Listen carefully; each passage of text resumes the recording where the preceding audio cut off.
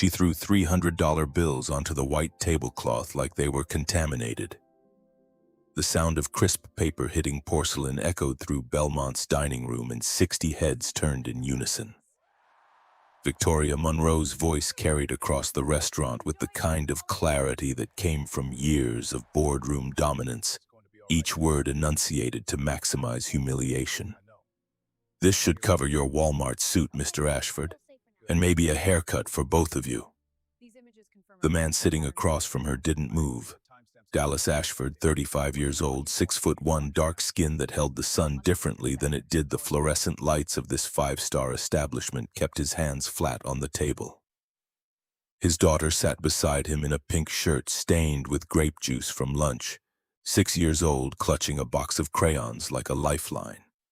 Emma's eyes were wide, not with fear exactly, but with the kind of confusion children feel when the adult world stops making sense. Victoria stood, her Armani suit a sharp contrast to the borrowed jacket Dallas wore, the one his friend Tommy had pressed into his hands 18 hours earlier with a grin and a warning that felt prophetic now.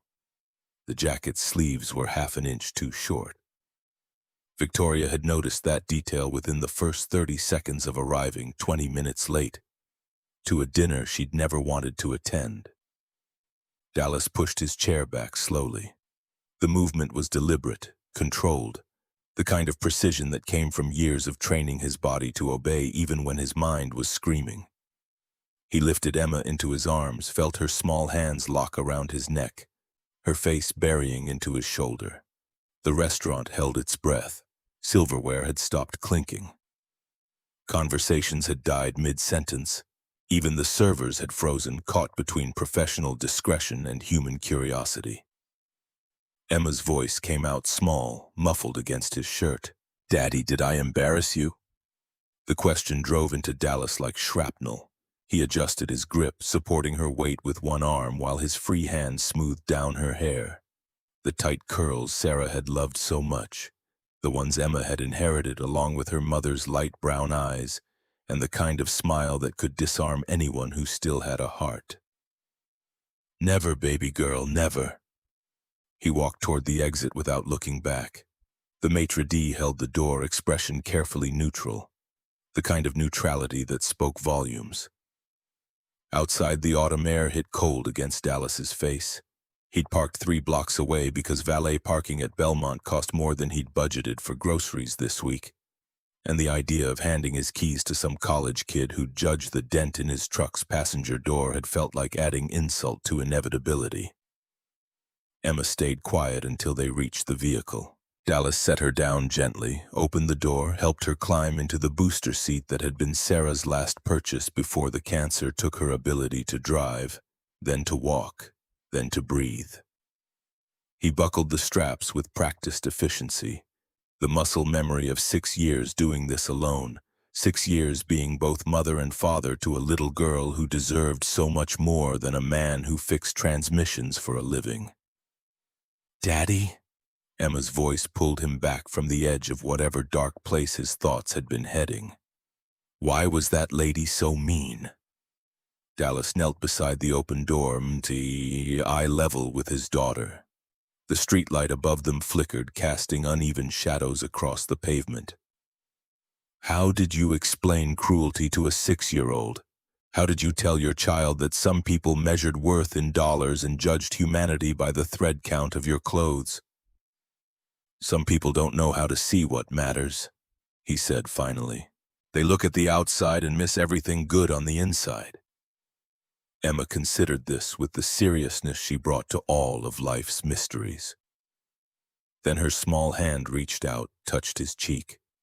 I think you're the best daddy in the whole world. The words broke something in Dallas's chest and rebuilt it simultaneously. He kissed her forehead, closed her door, walked around to the driver's side. The truck started on the second try, exhaust coughing into the night air.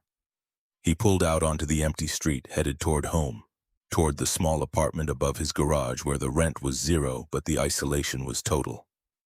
His phone buzzed in the cup holder. Dallas ignored it. Then it buzzed again and again. Finally, at a red light, he glanced at the screen. 3 messages from Tommy Reyes, his oldest friend.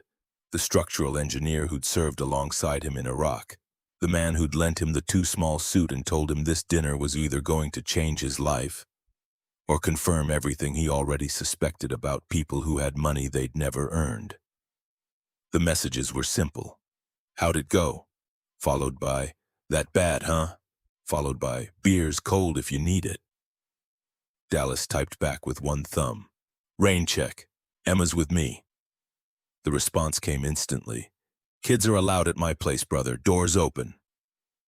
But Dallas drove past Tommy's apartment complex, past the convenience store where he bought Emma's juice boxes in bulk, past the church where Pastor Williams had orchestrated this disaster with the best of intentions and the worst possible judgment. He drove all the way home, carried Emma upstairs even though she could walk, ran a bath even though it was late, let her play with the foam letters that spelled out words she was just learning to read. D-A-D-D-Y, she announced, sticking the letters to the tile wall. That's you. That's me, baby. And M-O-M-M-Y. She held the letters but didn't place them, her small fingers tightening around the foam. But Mommy's in heaven. Yeah, Mommy's in heaven. Do you think Mommy would like that lady from dinner? The question caught Dallas off guard. He sat back against the bathroom wall, the tile cold through his shirt. Sarah had been gone for 4 years, taken by breast cancer at 31, leaving behind a 2-year-old daughter and a husband who'd promised to love her forever and ended up getting half that time. Sarah had been gentle where Victoria was sharp, warm where Victoria was ice, the kind of person who saw the best in everyone until the disease proved that optimism and good intentions couldn't stop cells from mutating. No, sweetheart, Mommy wouldn't have liked her very much. Emma nodded, satisfied with this answer, and went back to arranging letters. Dallas watched his daughter play, thought about the $300 still sitting on that table, wondered if Victoria Monroe had left them there or taken them back. Wondered if she'd driven home in whatever luxury car someone like her owned, and thought about the single father she'd humiliated. Wondered if she'd thought about him at all. The phone buzzed again. This time it wasn't Tommy. The screen showed an unknown number, a local area code. Dallas almost declined, then remembered he'd put out bids on 2 repair jobs this week and couldn't afford to miss potential income. He answered, stepping into the hallway so Emma wouldn't hear business talk during bath time. Ashford Auto Repair. Mr. Ashford. The voice was male, older, carrying the kind of authority that didn't need to announce itself. This is General William Monroe. I need you at my daughter's office first thing tomorrow morning, 6:30. Don't be late. The line went dead before Dallas could respond. He stood in the dim hallway, phone still pressed to his ear, trying to process what had just happened. Monroe. Victoria's last name was Monroe, which meant the general who'd just given him what sounded like an order was Victoria's father, the man who'd supposedly arranged tonight's disaster, the puppet master behind Pastor Williams's well-meaning manipulation. Dallas walked back into the bathroom. Emma had moved on from spelling to building towers with plastic cups, knocking them down and giggling at the splash. The sound was pure joy, untainted by the evening's ugliness, and Dallas held on to that sound like a drowning man holds onto driftwood. Time to get out, baby girl.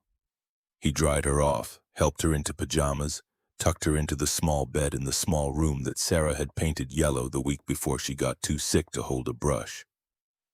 Emma's stuffed rabbit, the one with the torn ear Dallas had tried to sew back on twice with thread that never held, sat propped against the pillow. Emma grabbed it immediately, pulled it close. "Daddy, are you sad?" The question shouldn't have surprised him. Kids were intuitive, especially kids who'd already learned that life could take away the people you loved most. Dallas sat on the edge of her bed, felt the mattress dip under his weight. A little bit, yeah. Because of the mean lady? Because of a lot of things, Emma. But mostly I'm happy. Why? Because I have you, and you're the best thing that ever happened to me. Emma smiled, the gap where her front tooth used to be showing dark against her gums.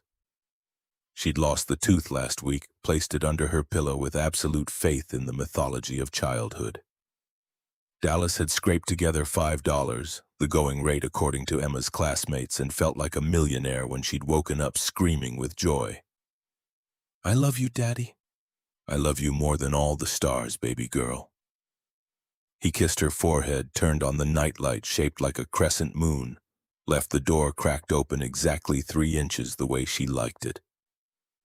Then he walked to his own room, the one that still had Sarah's clothes in the closet because he couldn't bring himself to pack them away. Sat on the bed they'd shared and let himself feel the full weight of the evening.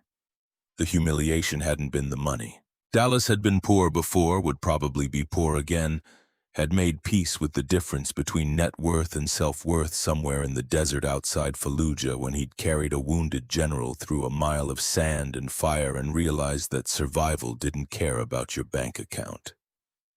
The humiliation had been Victoria's eyes when she'd looked at Emma. That quick assessment, that flicker of judgment that said this child was somehow less than, somehow a burden, somehow baggage in a world that measured humans by their economic utility. Dallas had seen that look before, on the faces of teachers who assumed Emma would struggle, because her father wore coveralls to parent-teacher conferences. On the faces of other parents at the playground who kept their distance because Dallas didn't fit their demographic expectations. On the faces of women Pastor Williams kept trying to set him up with. Women who smiled politely until they learned about Emma and suddenly remembered prior commitments. But seeing it on Victoria Monroe's face in that restaurant in front of all those people had carved something new into Dallas. Not anger, exactly. Anger was hot and temporary. This was colder, permanent, the kind of understanding that changed how you saw the world. His phone buzzed. Another unknown number. Dallas answered without thinking. "Mr. Ashford, this is General Monroe again. I realize I was abrupt earlier. Let me be clear. Tomorrow morning, 6:30, Monroe Defense Systems Headquarters on Industrial Boulevard, 42nd floor, Executive Conference Room. This isn't a request. This is the most important meeting of your life. With all due respect, General, I don't work for you. I have a business to run and a daughter to get to school. Bring your daughter. I'll have my assistant arrange childcare. This concerns Project Sentinel. It concerns the lives of soldiers currently deployed in vehicles with armor that's going to get them killed. And it concerns a debt I've owed you for 23 years. The line went dead again. Dallas sat in the darkness of his bedroom, listening to the sounds of Emma's breathing from down the hall, the familiar creaks of the building settling, the distant traffic on the highway that never truly stopped. 23 years. That put them back in Iraq, back in the sand and blood and chaos of a war that officially never happened, a mission that remained classified, a day Dallas tried not to think about, because thinking about it meant remembering the smell of burning fuel and the weight of a full-grown man across his shoulders, and the way his ribs had ground together every time he took a step. He'd carried General William Monroe 3/4 of a mile through enemy territory with 2 fractured ribs and a piece of shrapnel embedded in his thigh. He'd gotten the general to the extraction point, loaded him onto the helicopter, collapsed the moment the bird lifted off. They'd given Dallas a silver star in a ceremony he barely remembered, treated his wounds, told him he was a hero. Then they'd sent him back to finish his deployment, back to the desert, back to fixing vehicles that broke down in ways that killed the people inside them. Dallas had spent the rest of his tour redesigning armor configurations, jury-rigging blast panels, doing everything he could with limited resources and unlimited frustration to keep soldiers alive.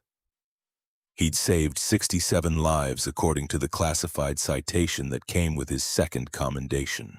He knew the real number was lower because he'd also failed to save 14. And those names were written in his memory with permanent ink. Derek Amos, Miguel Santos, Jennifer Chen, Thomas Bradford, and 10 others whose faces visited him in dreams that weren't quite nightmares but weren't quite rest either.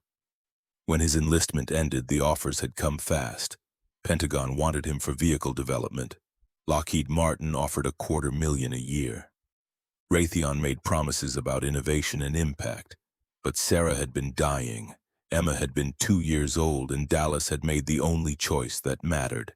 He'd come home, opened a garage, learned to fix civilian cars instead of military transports, traded a career for fatherhood without a second of regret. Now General Monroe was calling in a debt Dallas didn't know existed, connecting it to Project Sentinel, whatever that was, and mentioning soldiers in vehicles with bad armor. The pattern was obvious. Someone was making the same mistakes that had killed Derek Amos, and the general thought Dallas could stop it.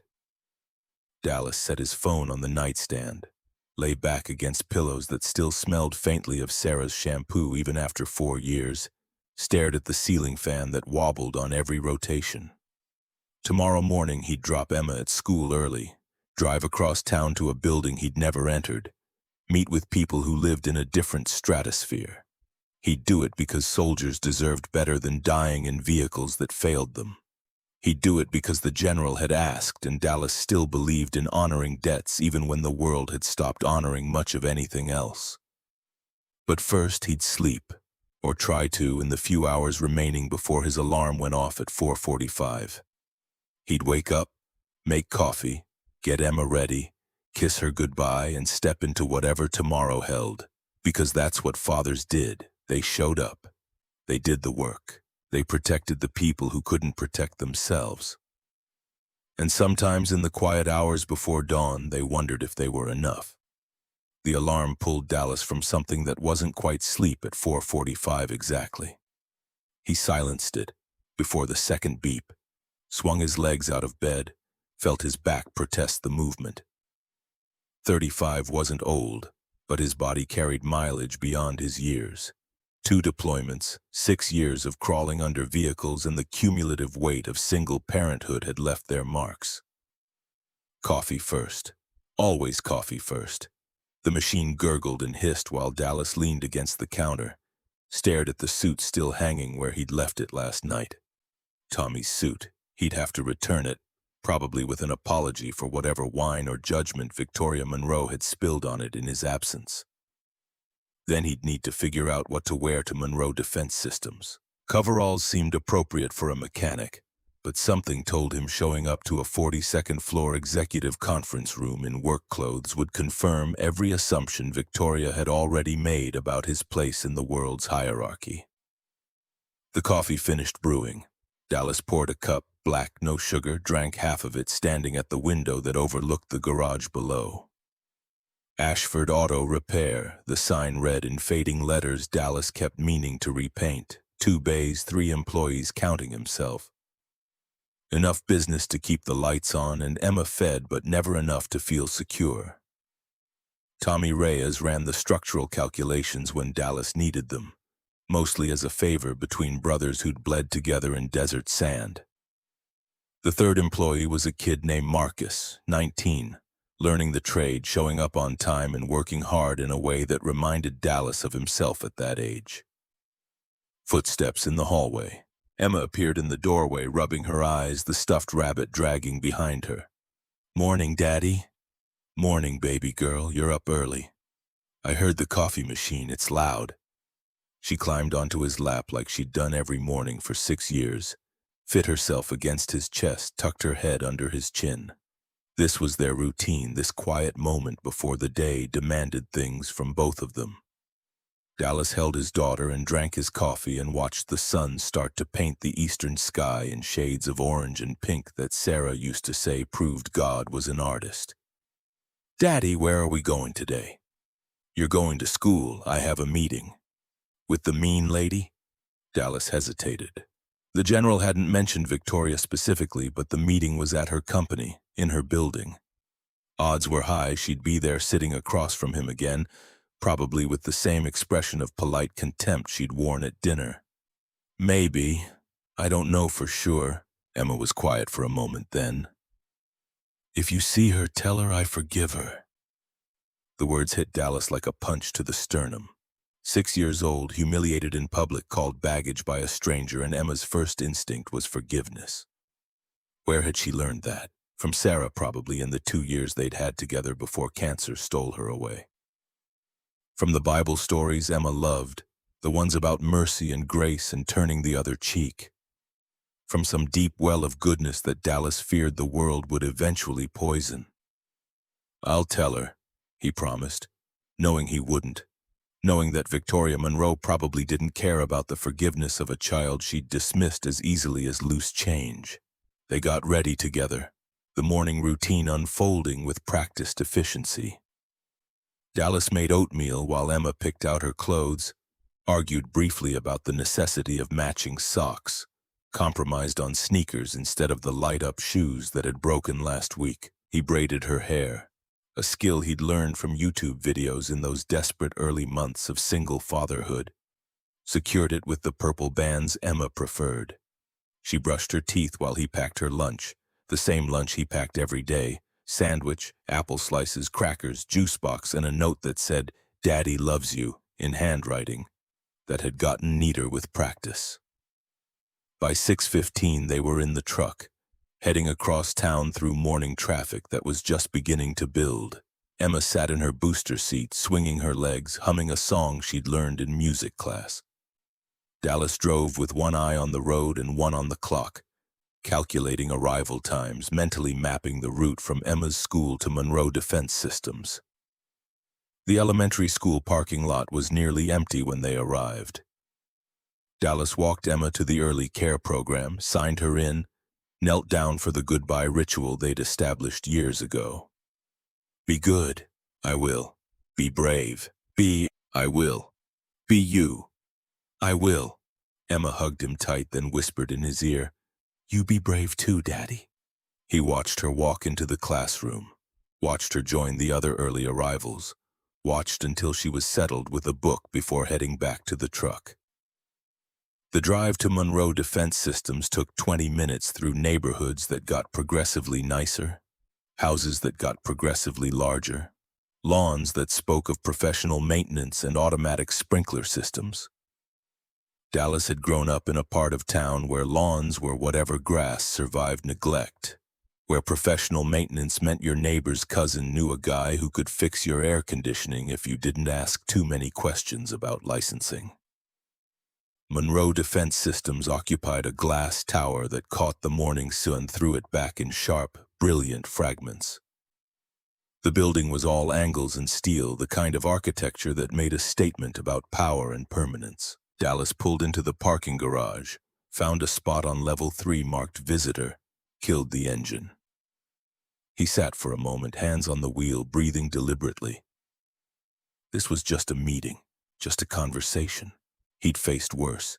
He'd carried a bleeding general through a mile of hostile territory. He could walk into a conference room and hear what William Monroe wanted. The elevator to the 42nd floor was mirrored on 3 sides, forcing Dallas to confront his reflection. The clean jeans were the best he owned. The button-down shirt was pressed, if slightly faded from too many washings.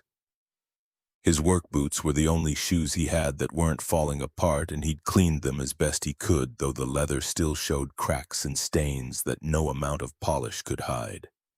His hands were what they were, calloused, scarred, with motor oil worked so deep into the lines of his palms that soap had stopped making a difference years ago. The elevator opened onto a reception area that could have doubled as a modern art museum.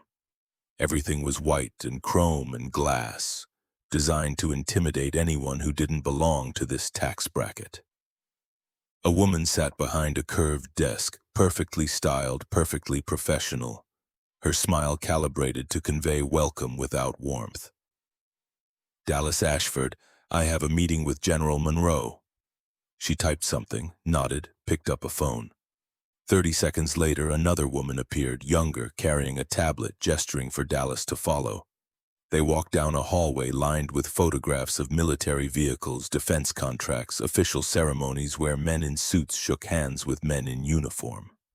Dallas recognized some of the equipment, had worked on earlier versions, had crawled inside prototypes that eventually became the fleet vehicles now deployed overseas. The conference room was exactly what he'd expected. Long table, leather chairs, floor-to-ceiling windows overlooking the city. General William Monroe stood at the far end, 71 years old but standing straight as a flagpole, Silver hair cut military short, wearing a field jacket that had seen actual fields and actual combat. His face was weathered, lined, carrying the weight of decades spent making decisions that determined who lived and who died. And standing beside him, arms crossed, expression carefully neutral, was Victoria Monroe. Dallas stopped in the doorway. The general gestured him forward. "Mr. Ashford, thank you for coming. I believe you've met my daughter." Victoria's eyes met his for half a second before she looked away. Dallas walked into the room, stood across from them, waited. The silence stretched. Finally, Victoria spoke. "We've met." Her voice was different from last night, missing the cutting edge, replaced with something flatter, more controlled. Dallas said nothing. The general moved to the table, pulled out a chair. "Sit, please. We have a lot to discuss and not much time." Dallas sat. Victoria remained standing, maintaining distance. The general opened a folder, extracted photographs, spread them across the table. Military vehicles, armored transports, technical schematics Dallas recognized immediately.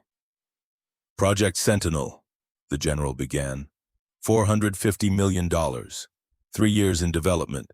Designed to be the next generation of rapid deployment armored transport. Light enough for air transport, tough enough to survive an IED blast. The Department of Defense review is in 6 weeks. If we pass, Monroe Defense Systems gets the contract and these vehicles go into production. If we fail, the contract goes to Apex Defense and soldiers die in vehicles that aren't fit for purpose. Dallas studied the photographs, saw the problems before the general finished speaking. The armor panels were too thin. The weld seams were straight instead of staggered. The chassis mounting points would fail under concussive force. This was the same mistake that had killed Derek Amos, Miguel Santos, Jennifer Chen. The same mistake Dallas had spent 2 years fixing in Iraq with spare parts and determination and the absolute certainty that design failures became body bags. "Who's your lead engineer?" "Dr. Howard Brennan, MIT doctorate, 3 patents in armored vehicle design, 12 years with the company." "Fire him." Victoria's voice cut across the room like a blade. "Excuse me?" Dallas looked up, met her eyes directly for the first time since entering. "Your lead engineer is designing coffins, not transports. Fire him or soldiers are going to die in vehicles that fail the same way vehicles have been failing for 20 years. The general's expression didn't change. "I brought you here because I knew you'd say that. Dr. Brennan is brilliant on paper, but he's never been in combat. He's never seen what happens when theory meets reality at terminal velocity. So why haven't you fired him already?" "Because I don't run this company anymore. I handed it to my daughter 7 years ago, and Victoria makes the personnel decisions now." Dallas turned his attention to Victoria. She was looking at him with an expression he couldn't quite read, something between suspicion and curiosity. Like he was a puzzle she was trying to solve with incomplete information. "I'm not firing Howard Brennan based on a 10-second assessment from someone my father called in off the street." "Then you're going to fail the DoD review.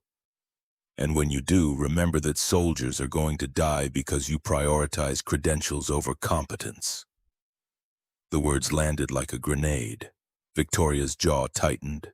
The general sighed, the kind of sigh that spoke of decades managing egos and outcomes in environments where both mattered. "Victoria, show him the prototype. Let him inspect it properly. Then we'll talk about personnel decisions." She stared at her father, some silent conversation happening in the space between them that Dallas wasn't privy to. Finally, she nodded once, sharp, annoyed. "Fine. Follow me." She walked out of the conference room without waiting. Dallas looked at the general, who offered something that might have been a sympathetic smile. "My daughter is brilliant. But brilliance and wisdom aren't the same thing. She'll listen to you eventually. Just give her time." Dallas stood, followed Victoria into the hallway, matched her aggressive pace through corridors and security checkpoints, and finally into an elevator that descended into the basement levels. Neither of them spoke. The elevator was smaller than the one Dallas had taken up, forcing proximity Victoria clearly didn't want. He could smell her perfume. Expensive, subtle, nothing like the drugstore body spray Sarah used to wear. The elevator opened onto a laboratory space that looked like it belonged in a science fiction film. The Project Sentinel prototype sat in the center, massive, angular, every surface reflecting the harsh fluorescent lights. Dr. Howard Brennan stood beside it, 55 years old, wire-rimmed glasses, the kind of posture that came from decades spent at desks instead of in the field. Victoria made introductions with the bare minimum of courtesy. Brennan looked at Dallas the way Darwin might have looked at something that crawled out of the sea and claimed to have opinions about evolution. "Mr. Ashford, I understand you have some military experience with vehicle maintenance." Dallas walked past him without responding, approached the prototype, placed his hand on the front armor panel, pressed down. The metal flexed, a quarter-inch of give, maybe less, but enough to mean everything. "This panel will collapse under blast force." Brennan's laugh was the kind designed to make the other person feel stupid. "That panel passed all our simulation tests. It exceeds DoD specifications by 15%. Your simulations are wrong, or your specifications are outdated. Either way, this panel is going to kill someone. And you're basing this assessment on what exactly? A 5-second inspection?" Dallas turned to face Brennan fully, saw Victoria watching from 10 feet away, her expression still carefully neutral. "I'm basing it on pulling Corporal Derek Amos out of a vehicle in Fallujah after an IED collapsed the front armor. I'm basing it on watching Miguel Santos bleed out because the panel buckled and drove shrapnel through his femoral artery. I'm basing it on being the man who had to write letters to 14 families explaining how their sons and daughters died in vehicles that were supposed to protect them." The laboratory went silent. Brennan's condescension evaporated, replaced with something that looked like it might eventually become respect if given enough time and evidence. Dallas pulled a phone from his pocket, found the photos he never deleted, the ones he looked at sometimes when he needed to remember why he'd given up a career to fix cars and raise a daughter. He held the phone out. Brennan took it, looked at the screen, went pale. "This is classified material. This is a dead soldier. His name was Derek. He was 22, and he died because the armor panel was 6 millimeters instead of 9, with a straight weld seam instead of staggered. Same specifications you're using now." Brennan handed the phone back like it was radioactive. Victoria had moved closer, close enough that Dallas could see her processing this information, updating her assessment of him in real time. The mechanic who wore Walmart suits and brought his daughter to upscale restaurants was also the soldier who'd carried bodies out of burning vehicles, who knew exactly what happened when engineering theory met combat reality. "I'll need to see your full calculations," Brennan said quietly. "If what you're saying is accurate, we need to redesign the entire front section." "You need to redesign more than that. The chassis mounting points are wrong. The suspension geometry won't handle the added weight of proper armor. The electronics housing is exposed. I count 11 critical failures just from walking around this thing once." Victoria's voice cut through. 11 failures, in a prototype that's been in development for 3 years, with a team of engineers who collectively have more degrees than you have years of education. Dallas met her eyes. "Degrees don't mean much when you're burning alive in a vehicle that was supposed to save you. I've got experience those engineers will never have. And if you don't want to listen to me, that's fine. But when this prototype fails the DoD review and soldiers start dying in the vehicle's apex defense builds instead, you'll remember this conversation." He walked toward the elevator, done with this meeting, done with being talked down to by people who measured worth in diplomas instead of lives saved. The general's voice stopped him. "Mr. Ashford, I'm asking you to help us fix this, not because of what I pay you, not because of contracts or obligations. I'm asking because soldiers are deployed right now in vehicles with the same failures you just identified, and we have 6 weeks to build something better before the bureaucracy kills any chance of replacing them." Dallas turned. The general had entered the lab without anyone noticing, stood now between Victoria and Brennan, a man who'd spent 40 years in uniform and knew exactly which words would land. I have a business to run, a daughter to raise. I can't just drop everything to fix your company's mistakes. I'm prepared to pay you $5,000 a week for the next 6 weeks. $30,000 total, plus expenses, plus a finder's fee if we win the contract. Your business won't fail in 6 weeks, and your daughter can stay in the child care facility we maintain for employees with security clearance. She'll be safe, supervised, educated. You'll see her every evening. Dallas did the math automatically. $30,000 was more than his garage cleared in profit all last year. That was 3 months of expenses, Emma's school costs, the dental work she needed, the new tires his truck had been screaming for since July. That was breathing room. I need my own team, Tommy Reyes for structural calculations and final authority on all design decisions related to armor and blast mitigation. The general looked at Victoria. She looked at her father. The silent conversation happened again. Tension and history and something that might have been grief all mixed together in the space between them. Fine, Victoria said. You have final authority on armor and blast, but you report to me. And if you waste my time or my money, this arrangement ends immediately. Dallas walked back to the prototype, put his hand on the flawed panel one more time. I'm not doing this for you, or for your money, or for your company. I'm doing it because soldiers like Derek Amos deserve to come home. And if that means working for someone who thinks I'm beneath her, that's a price I can pay. He pulled a business card from his wallet, handed it to the general. Have someone send the contracts to this address. I'll review them tonight, sign them tomorrow if the terms match what you said. And General, that debt you mentioned, we're even after this. You don't owe me anything. The general took the card, pocketed it, extended his hand. Dallas shook it, felt the grip of a man who'd survived because someone had cared enough to carry him through fire and sand. Thank you, son. Dallas left the laboratory, found his way back to the elevator, rode up to ground level, walked to his truck through a parking garage that smelled like exhaust and money. He sat behind the wheel for a long moment, processing what had just happened. 6 weeks, $30,000, a chance to save lives the same way he'd saved them in Iraq, with better tools and more time, but the same fundamental mission. And every day he'd have to look at Victoria Monroe, who'd called his daughter baggage, who measured humans by their bank accounts, who probably still thought he was nothing more than a mechanic who'd gotten lucky in the desert 23 years ago. His phone buzzed, text from Tommy. Did you survive the Lion's Den? Dallas typed back. Survived, and apparently I'm working for the Lions now. The response came immediately. Details, now. But Dallas didn't have time for details. He had to pick up Emma from school in 6 hours, had to explain to Marcus that the garage was going to be running on minimal supervision for the next month and a half.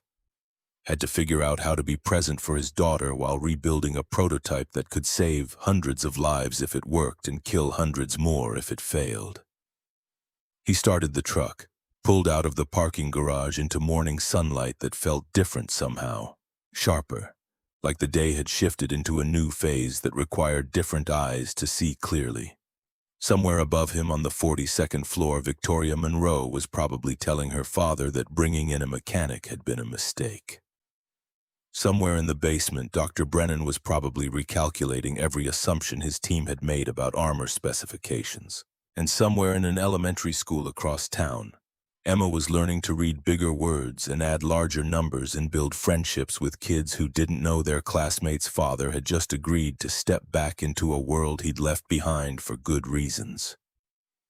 Dallas drove toward his garage, toward the familiar smell of motor oil and the comfortable weight of work he understood.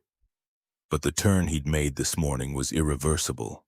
He was back in the armor business, back in the business of keeping soldiers alive, back in a world where his choices had consequences measured in lives instead of bank accounts. The prototype was flawed. The timeline was brutal. The woman signing his paychecks looked at him with contempt. But the work mattered, and for Dallas Ashford that had always been enough. The contracts arrived by courier at 5:30 that afternoon, hand-delivered by a young woman in a Monroe Defense polo shirt who waited while Dallas flipped through 40 pages of legal language that might as well have been written in Mandarin. He signed on the last page, initialed where the yellow tabs indicated, handed the stack back without reading a single clause. Either the general's word was good or it wasn't, and Dallas had stopped believing in the protective power of contracts around the same time he'd stopped believing politicians cared about soldiers once the cameras stopped rolling. Tommy Reyes showed up an hour later with Chinese takeout and questions Dallas didn't have answers for yet. They sat in the garage office, a converted storage room with a desk Dallas had salvaged from a bankruptcy auction, and a filing cabinet that didn't lock anymore because someone had lost the key in 2019. So let me get this straight. Tommy used chopsticks like he'd grown up using them, which he had. Raised by a mother from Manila who'd married a welder from Tucson and produced a son who could calculate load-bearing stress in his head, faster than most engineers could type it into software. Victoria Monroe, the ice queen who humiliated you at dinner, is now your boss. Technically, I report to her, yeah. And you're okay with this? Dallas pushed fried rice around his container. I'm okay with fixing armor that's going to fail. Whether Victoria Monroe respects me is irrelevant. Brother, everything about this situation is relevant. You're walking into a corporate war zone with people who think you're beneath them. That's not a recipe for success, that's a recipe for sabotage and backstabbing and getting blamed when things go wrong. The observation had merit. Dallas had seen enough military bureaucracy to know how organizations protected themselves when failures needed scapegoats. But the alternative was walking away, letting soldiers deploy in vehicles designed by engineers who'd never seen combat, never understood the difference between simulation and reality. I can handle Victoria Monroe. Tommy set down his chopsticks, leaned back in the chair that creaked under his weight. Can you handle being around her every day for 6 weeks? Looking at the woman who called your daughter baggage? The question landed harder than Dallas wanted to admit. He'd spent the drive home from Monroe Defense replaying that restaurant scene, Victoria's voice carrying across white tablecloth and crystal glasses, the casual cruelty of someone who'd never had to consider how words could damage things that didn't show up on balance sheets. Emma told me to tell Victoria she forgives her. Jesus. Tommy's laugh was short, sharp. That kid's a better person than both of us combined. She gets it from Sarah. They sat in silence for a moment, the kind of comfortable quiet that came from 15 years of friendship forged in circumstances where silence sometimes meant survival. Tommy had been there when Sarah died, had held Dallas together during the funeral, had shown up every week for 6 months afterward with groceries and patience and the kind of practical help that mattered more than sympathy. When do you start? Tomorrow. General wants me in the lab at 7. And Emma? Company has childcare, supposed to be top-tier, background-checked staff, educational programming. Honestly, sounds better than the after-school program she's in now. Tommy nodded, slowly processing. You need me for structural calculations, yeah? What's the pay rate? Whatever you think is fair. General said expenses were covered. I'm thinking $2.50 an hour sounds fair, considering I'm leaving my actual job to fix their mistakes. Dallas did the math. If Tommy worked even 20 hours a week at that rate, he'd clear $5,000 by the end of the contract. Money Tommy could use, had earned, deserved for the expertise he'd bring. Done. I'll have them add you to the contract. They finished eating, talked through preliminary calculations Dallas had started running in his head during the drive home. The armor needed to go from 6 millimeters to 9, but that added weight, which meant suspension modifications which cascaded into drivetrain adjustments and chassis reinforcement. Every change created new problems that required new solutions that created new problems in an endless loop that separated good engineers from great ones. Tommy left around 9. Dallas locked up the garage, climbed the stairs to the apartment where Emma was already asleep. The stuffed rabbit clutched tight, her breathing steady and peaceful in a way that made Dallas's chest ache with the fierce, protective love that had defined his entire adult life. He sat at the kitchen table with a yellow legal pad, started sketching armor configurations from memory, specifications he'd tested in field conditions under circumstances that made laboratory testing look like child's play. The front panel needed a composite layer, ceramic backing, staggered weld pattern that distributed concussive force across a wider surface area. The mounting brackets had to be reinforced but flexible enough to absorb impact without transferring catastrophic stress to the chassis. And the whole assembly needed to be modular, easy to replace in field conditions where sophisticated tools and clean environments were fantasy concepts. Dallas drew until midnight, filled 6 pages with calculations and diagrams and notes to himself about materials sourcing. Then he showered, checked on Emma one more time, lay down in bed and stared at the ceiling until sleep came in fragments and restless intervals. The alarm at 4:30 pulled him back to consciousness that felt incomplete. Coffee, shower, the mechanical routine of preparing for a day that would reshape the next 6 weeks of his life. Emma woke at sick, groggy but cooperative, let Dallas dress her in clothes she'd picked out the night before. They ate breakfast in near silence, the comfortable kind where words weren't necessary because presence said everything. Monroe Defense Systems looked different in early morning light. Less intimidating somehow, the glass tower catching sunrise and scattering it in patterns that reminded Dallas of the way light hit sand in the desert, beautiful and dangerous in equal measure. The parking garage was nearly empty this early. Dallas found a spot on level 2, closer to the elevators, walked Emma through the main entrance where security waved them through after checking his new badge, the one that had been waiting at the front desk with consultant printed under his name. The childcare facility occupied the 3rd floor, designed with the kind of attention to detail that came from unlimited budgets and corporate liability concerns. The walls were painted in soft colors that educational psychologists had probably determined were optimal for childhood development. The toys were all wooden, expensive, the kind Dallas had seen in catalogs but never been able to justify purchasing. A woman in her 50s greeted them, introduced herself as Ms. Patricia, took Emma's hand with practiced gentleness. "We'll take very good care of her, Mr. Ashford. She can join our morning reading group, then we have mathematics activities, creative play, outdoor time if weather permits. Pickup is any time before 6. Emma looked up at Dallas with eyes that asked the question she'd learned not to voice after too many mornings being left with strangers. He knelt down, eye level, the ritual they'd perfected through repetition and necessity. "Be good. I will. Be brave. Will. I will. Be you. I will." Emma hugged him, whispered, "I love you, Daddy. Love you more than all the stars, baby girl." He watched her walk into the room, watched her get settled with a book about dinosaurs, waited until she was absorbed in the pictures before heading back to the elevator. The descent to the basement laboratory took longer than yesterday, or maybe Dallas's perception of time had shifted, compressed by the weight of what came next. The lab was already occupied when he arrived. Dr. Howard Brennan stood at a workstation reviewing schematics on a monitor that took up half the wall. He looked up when Dallas entered, expression carefully neutral.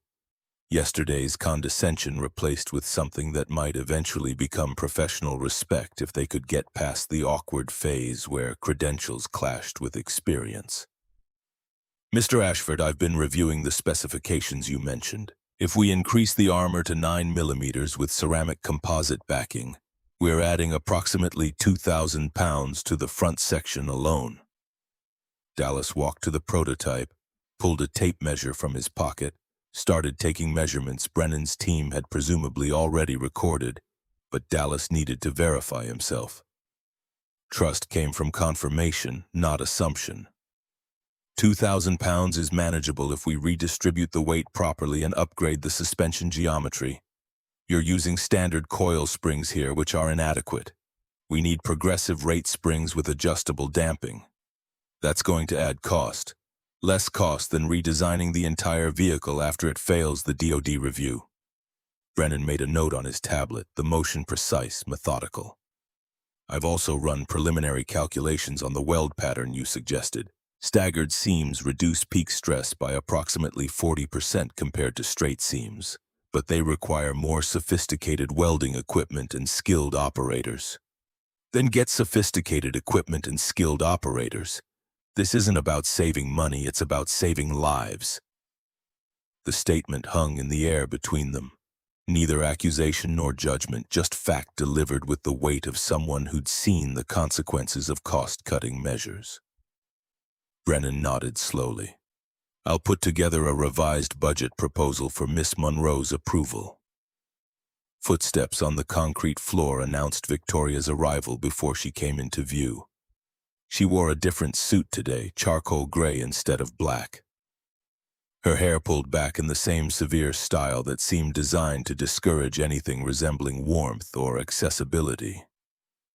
Her eyes swept the lab, cataloged Dallas's presence, moved to Brennan. Status update.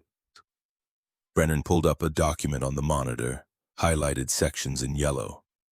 Mr. Ashford has identified several critical modifications we need to implement.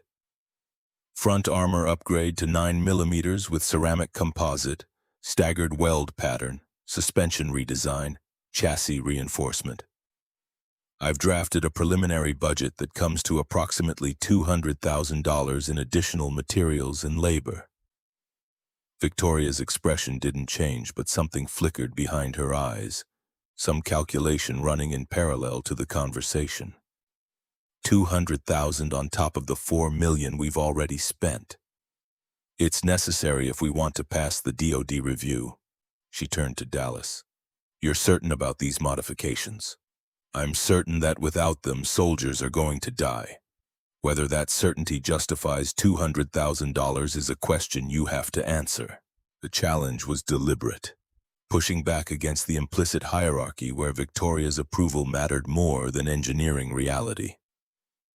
She studied him for a long moment, her face unreadable, then turned back to Brennan. Approved. Order materials today, priority shipping. I want revised schematics by end of week. She walked out without another word. Brennan let out a breath he'd probably been holding since she arrived. She's not usually this cooperative. Meaning what? Meaning Victoria Monroe doesn't approve $250,000 budget increases without extensive review and board consultation. Either her father told her to give you whatever you need, or she's more worried about this project than she's letting on. Probably both, Dallas thought, but didn't say. He spent the next 4 hours taking detailed measurements, photographing every joint and seam and mounting point, building a three-dimensional model in his mind of how forces would transfer through the structure during blast events. Brennan worked alongside him, asking questions that showed genuine interest in understanding the gap between theoretical engineering and field application. Around noon, Tommy arrived, toolbox in one hand and laptop in the other, grinning like he'd just won a lottery jackpot. $250 an hour, brother. I could get used to this corporate welfare. They worked through lunch, through the afternoon, losing track of time in the familiar rhythm of problem-solving that had defined their partnership since Iraq. Tommy ran calculations while Dallas sketched modifications, the two of them speaking in shorthand developed through years of collaboration where precision mattered and ego didn't. At 5:30, Dallas's phone alarm reminded him about Emma. He found her on the third floor, covered in paint from an art project that had apparently involved more enthusiasm than coordination. Ms. Patricia handed him a folder of Emma's work, assured him she'd been wonderful, invited Emma to come back tomorrow. They drove home through rush-hour traffic, Emma chattering about her day, the new friends she'd made, the story about dragons someone had read to the group. "Daddy, is your new job good?" "It's important work, baby, helping keep soldiers safe. Like you did before when you were in the Army?" Dallas glanced at her in the rearview mirror, saw Sarah's eyes looking back at him with the kind of perception that made him simultaneously grateful and terrified for who Emma would become. "Yeah, sweetheart, just like before." They stopped for groceries, made dinner together in the small kitchen, went through the evening routine that anchored both their lives. After Emma fell asleep, Dallas returned to his legal pad, continued sketching until the designs started blurring together and his hand cramped from holding the pencil. The pattern repeated for 3 weeks. Early mornings, drop Emma at childcare, descend into the laboratory where the prototype slowly transformed under Dallas's guidance and Brennan's implementation. The armor panels came from a specialty manufacturer in Pennsylvania, arrived wrapped in protective foam, required careful installation using techniques Dallas demonstrated once, and Brennan's team replicated with increasing competence. The suspension components took longer, custom fabricated to specifications Tommy calculated with precision that left no room for error. Victoria appeared intermittently, always unexpected, asking questions that revealed she was tracking every detail even if she never stayed long enough to seem invested. She didn't speak to Dallas directly unless absolutely necessary, communicated through Brennan or via email that read like legal documents stripped of anything resembling personality. Tommy noticed. "She's avoiding you. Good. Makes my life easier. Or she's trying to avoid confronting the fact that she was wrong about you." Dallas didn't respond to that, didn't want to spend mental energy analyzing Victoria Monroe's motivations when the prototype demanded all his focus. The front section was nearly complete, armor installed and tested with localized stress simulations that confirmed what Dallas already knew from experience. The ceramic composite held under forces that would have collapsed the original 6mm panels. The staggered welds distributed impact exactly as calculated. The mounting brackets flexed without failing, absorbed energy without transferring catastrophic loads. But the mid-chassis still had problems Dallas couldn't solve with simple modification. The electronics housing was exposed, vulnerable to shrapnel and concussive force. The fuel system routing created potential ignition points that made Dallas think about Derek Amos, burning in a vehicle that should have protected him. These weren't quick fixes, these were fundamental design flaws that required time and resources they didn't have. On the 21st day, Dallas arrived at 7 to find the laboratory destroyed. The front armor section lay on the concrete floor, panels slashed with something heavy and sharp, welds broken, ceramic composite shattered. The electronics housing was ripped apart, wiring scattered like intestines from a gutted animal. 3 weeks of work, hundreds of hours, materials that had cost $250,000. Gone. Dallas stood in the doorway, processing the scene with the detachment that came from having seen worse, having lost more, having learned that rage was less useful than analysis. Someone had done this deliberately. The cuts were too precise, the damage too targeted. This wasn't vandalism, this was sabotage. Tommy arrived 10 minutes later, stopped dead when he saw the wreckage. "Holy hell!" Brennan came running from his office, face going pale, hands shaking as he pulled out his phone to call security. Victoria appeared within minutes, her expression cycling through shock and fury before settling on the cold control she wielded like armor. "Who has access to this lab?" Brennan checked his tablet with fingers that wouldn't quite steady. 14 people, my team, security personnel, facilities maintenance. Pull the security footage, now!" They crowded around a monitor while Brennan's assistant pulled up the overnight recordings. The timestamp showed 2:14 a.m. 2 figures in dark clothing, faces covered, moved through the lab with purpose and efficiency. They used keycard access to enter, spent 40 minutes methodically destroying 3 weeks of progress, left through the same door without triggering any alarms. Victoria's voice cut through the silence like a blade finding bone. "The key card. Can you trace it?" "Already on it." The assistant typed rapidly, pulled up access logs. Card was registered to Dr. Brennan's department. Generic credential issued to David Garrett. Brennan's head snapped up. "David's one of my junior engineers. He's been with us 8 months, excellent performance reviews, no disciplinary issues." "Where is he now?" "Should be in his office. He starts at 8. Victoria checked her watch. 7:45. Bring him down here. Don't tell him why. 15 minutes later, David Garrett stood in the laboratory. 32 years old, average height, unremarkable features, the kind of person who disappeared into crowds and corporate hierarchies. His eyes widened when he saw the destruction. The reaction either genuine shock or practiced deception. What happened? Victoria stepped into his space, close enough that Garrett had to tilt his head back slightly to maintain eye contact. Your keycard was used to access this lab at 2:14 this morning. Want to explain that? My keycard? That's impossible. I was home. I can show you my building's security footage. My girlfriend can verify. When's the last time you had your card? Garrett reached for his pocket, pulled out a badge holder, flipped it open. Empty. His face drained of color. It was here yesterday. I remember using it to get lunch. Someone must have taken it. Convenient timing. I didn't do this. Why would I sabotage my own project? Dallas had been watching the exchange in silence, reading Garrett's body language, the micro-expressions that were harder to fake than words. Fear, confusion, genuine distress, all present, all seemingly authentic. But authentic emotions didn't equal innocence. People lied to themselves before they lied to others. Victoria pulled out her phone, made a call. Security, I need you to escort David Garrett to HR. He's suspended pending investigation into last night's security breach. Garrett started to protest, but security arrived.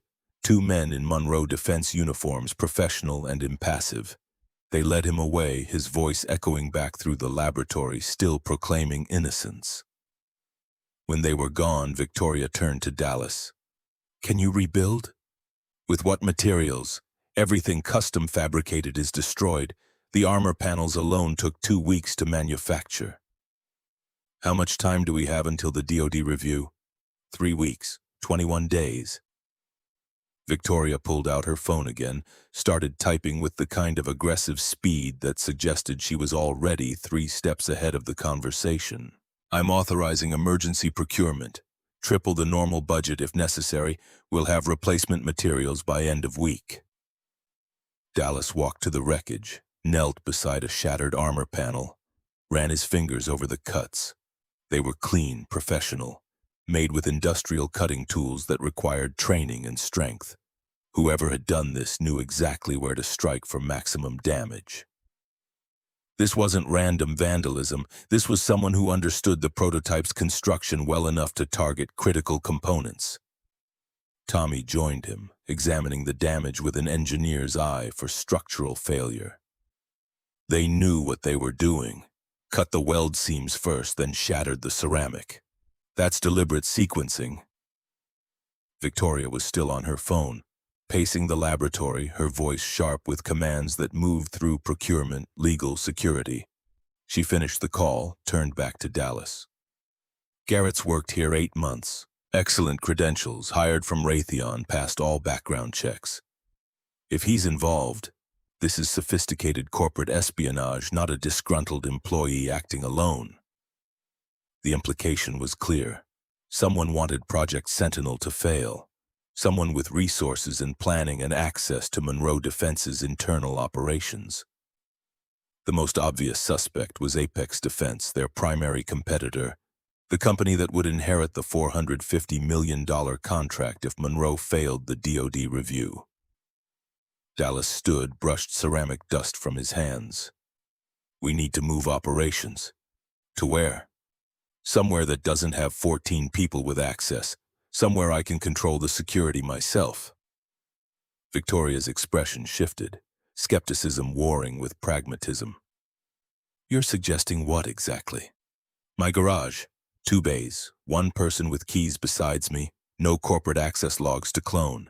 We move the salvageable components tonight, work there until we have replacement materials, then come back here for final assembly and testing.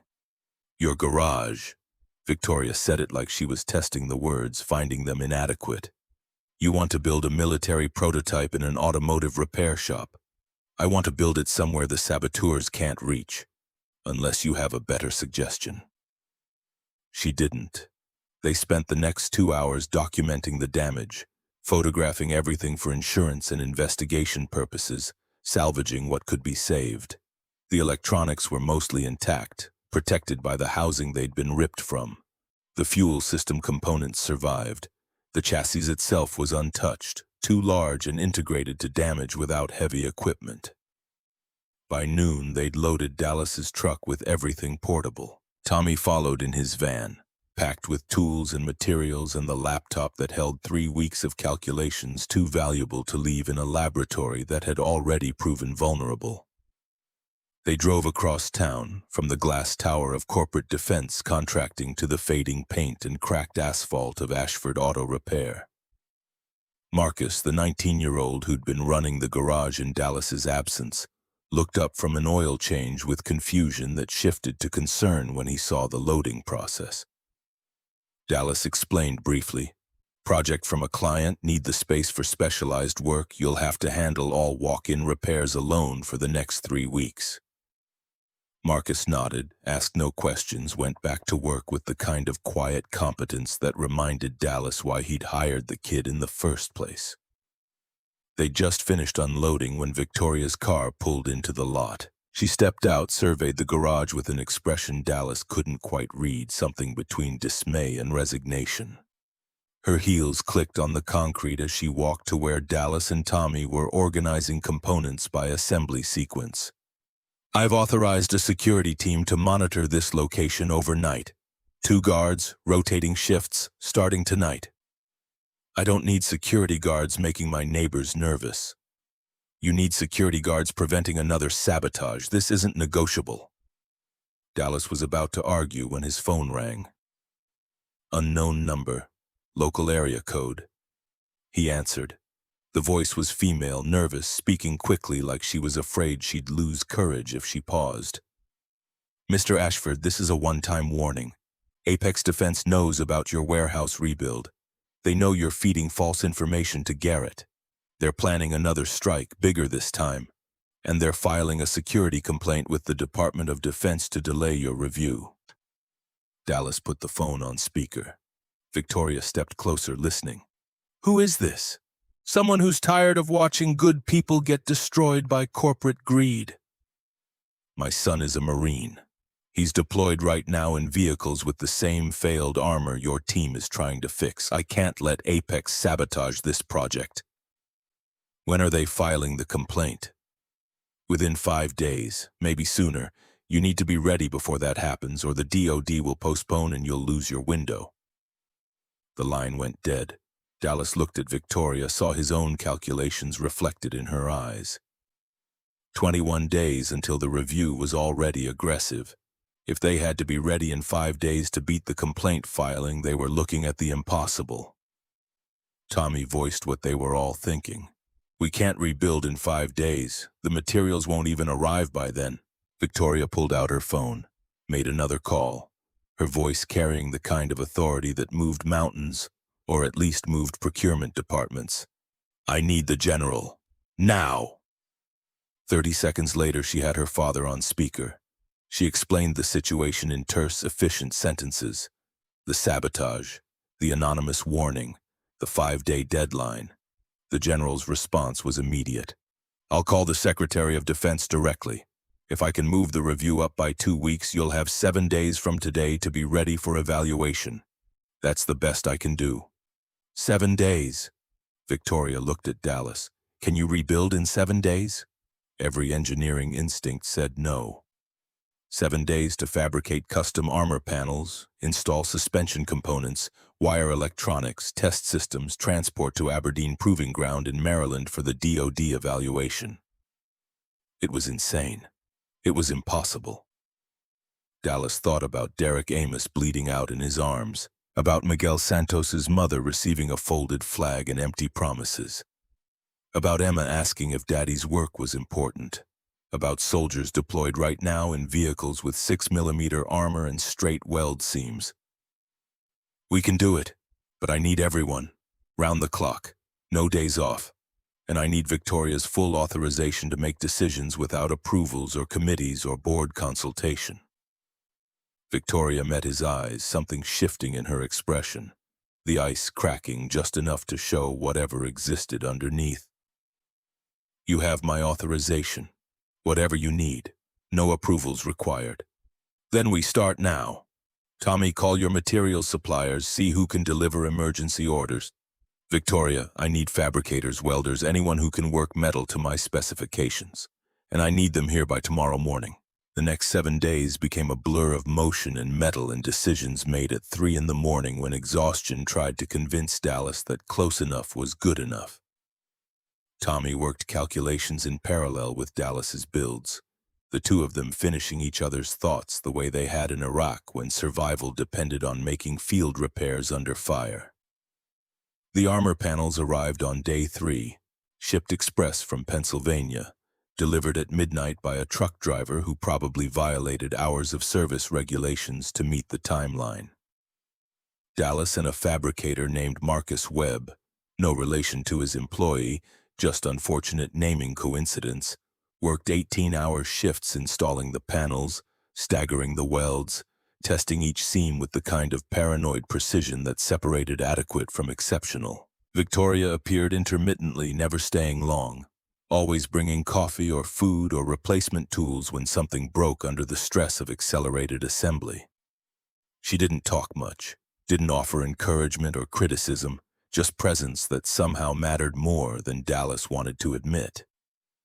On day 5, Emma asked why Daddy was never home. Dallas had been picking her up from Monroe Defense's childcare program well after dark, too tired to cook, feeding her fast food and guilt in equal portions. He knelt down in the garage where Emma had come to find him during one of Victoria's visits, and tried to explain work that mattered without making his daughter feel like she mattered less. I'm helping keep soldiers safe, baby, just like I did before you were born. It's important. Emma's eyes held understanding beyond her years. More important than me? The question drove through Dallas like shrapnel through inadequate armor. He pulled Emma into his arms, held her tight, felt her small body against his chest. Nothing is more important than you. Nothing. Ever. But some things are important enough that I have to do them even when it's hard. Victoria was standing 10 feet away, holding coffee cups she'd brought from somewhere, watching this moment with an expression Dallas couldn't decode. Emma noticed her, pulled away from Dallas, walked directly to Victoria with the kind of fearlessness children possessed before the world taught them to be afraid. Miss Victoria, do you have kids? Victoria's face cycled through surprise and something that looked like pain before settling on careful neutrality. No. Why not? Emma. Dallas started to intervene, but Victoria held up one hand. It's okay. She knelt down, eye level with Emma, the same way Dallas always did. I've been too busy with work. I thought work was more important than other things. Like what Daddy's doing now. Yeah, like what your daddy's doing now. Emma considered this with the seriousness she brought to all adult conversations. Then she pulled a folded piece of paper from her pocket, the one she'd been working on during art time at childcare. She unfolded it, showed Victoria a crayon drawing of a castle with 4 figures standing in front. A tall man, a small girl, a stuffed rabbit, and a woman with yellow hair. I drew you in our castle. Daddy says everyone needs a home. Victoria took the drawing with hands that weren't quite steady. She stared at it for a long moment, Emma's childish scrawls and bright colors and the absolute innocence of a 6-year-old who drew people into castles because loneliness was a problem that could be solved with crayons and imagination. Thank you, Emma. This is really beautiful. Emma beamed. You can keep it. Dallas watched Victoria fold the drawing carefully, slip it into her jacket pocket, stand up with an expression that suggested she was fighting some internal battle Dallas wasn't equipped to help her win. She handed him one of the coffee cups, the gesture mundane but somehow weighted with significance he didn't have time to unpack. I should go. Let you get back to work. She left before Dallas could respond.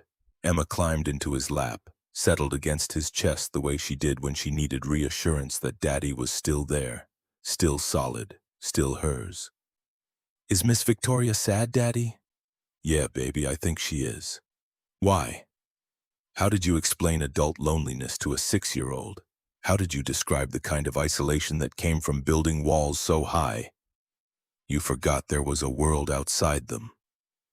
"Sometimes people forget what's important, and by the time they remember, they think it's too late to get it back." Emma nodded against his chest. "And it's not too late. You can always start over. That's what you told me when I messed up my painting." Dallas kissed the top of her head. This small human who understood more about grace and second chances than most adults managed in entire lifetimes.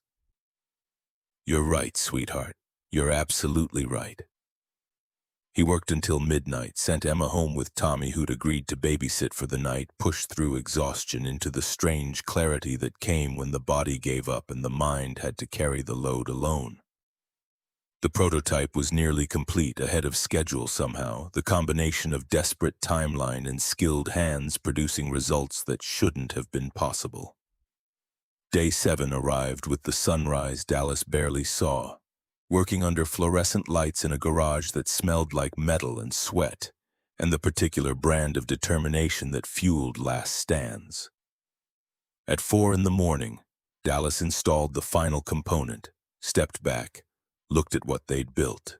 The Sentinel prototype stood complete, transformed from flawed theory into functional reality. 9mm armor with ceramic composite backing, staggered weld seams that would distribute blast force across structural members designed to flex and absorb rather than fail catastrophically. Suspension geometry that could handle the added weight without compromising mobility.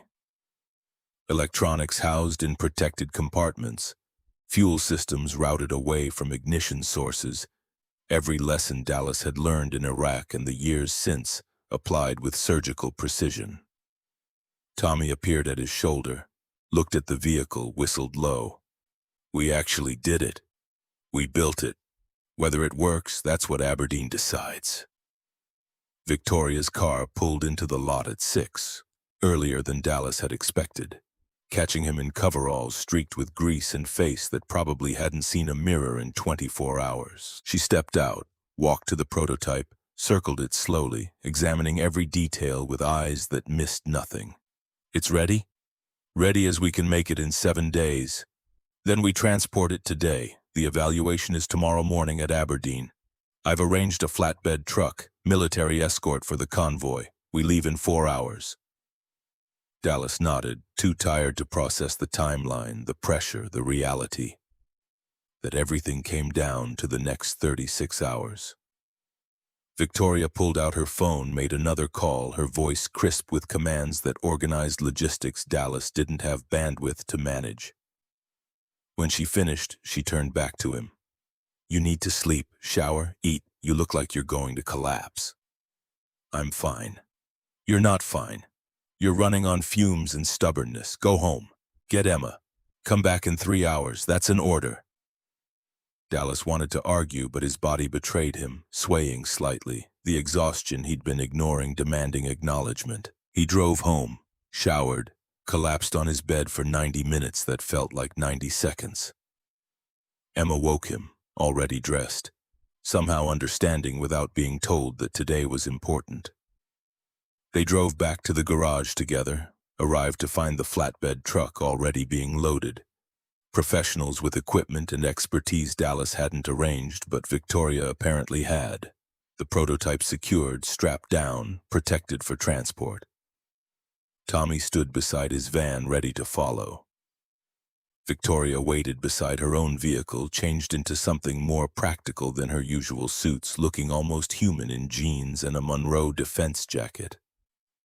The convoy formed, flatbed truck leading, Victoria's car behind it, Tommy's van, then Dallas's truck with Emma riding shotgun, small and quiet and somehow understanding that talking would break whatever spell was holding Daddy together. They drove east, through the morning traffic, through suburbs that gave way to farmland that gave way to the flat expanse of Maryland approaching Aberdeen proving ground. The miles accumulated. Emma fell asleep against the window. Dallas drove on autopilot, his mind running through test scenarios, potential failures, the thousand things that could go wrong when theory met reality at terminal velocity. Aberdeen appeared on the horizon, gates and guards and the kind of security that came with installations where weapons development happened behind fences that kept the world at comfortable distance. They cleared checkpoints, drove deeper into the facility, followed signs to the testing range where the Department of Defense evaluation would happen. General William Monroe waited at the entrance, 71 years old in a field jacket that had seen actual fields, standing straight as a rifle barrel. He watched the convoy arrive, watched the prototype being unloaded, walked to Dallas with the kind of measured steps that spoke of military bearing worn into muscle memory. "Is it ready, son?" Dallas climbed out of his truck, stretched muscles that protested 7 days of abuse, looked at the prototype sitting on the proving ground tarmac. "It's ready, sir." The general nodded once, turned to the evaluation team assembling near the observation area. 7 people, 3 Pentagon officials in suits, 2 DoD engineers in tactical gear, 1 procurement officer with a tablet, and a woman wearing Brigadier General stars on her collar. Sarah Hayes, according to her nameplate, the one whose final approval would determine whether Project Sentinel lived or died. Victoria appeared at Dallas's shoulder, close enough that he could smell her perfume cutting through the smell of diesel and morning dew. "Whatever happens, you did everything possible. If the armor fails, soldiers die. Everything possible isn't enough if it fails. Then it won't fail." The certainty in her voice surprised him. Dallas turned, met her eyes, saw something there he hadn't seen before. Not warmth exactly, not friendship, but respect maybe. Recognition that they were both fighting for something that mattered more than corporate contracts or personal grudges. Emma stirred in the truck, woke up, climbed out, rubbing her eyes. Victoria knelt down automatically, the gesture unconscious, speaking to Emma with a gentleness Dallas hadn't known she possessed. "Hey, sweetheart, your daddy's about to do something amazing. Want to watch?" Emma nodded, took Victoria's hand without hesitation, the two of them walking toward the observation area while Dallas stood frozen by the casual intimacy of the moment. His daughter holding hands with the woman who'd called her baggage 3 weeks ago. The woman who'd authorized $250,000 budgets and emergency fabrication and security guards and everything else that made this moment possible. The evaluation began.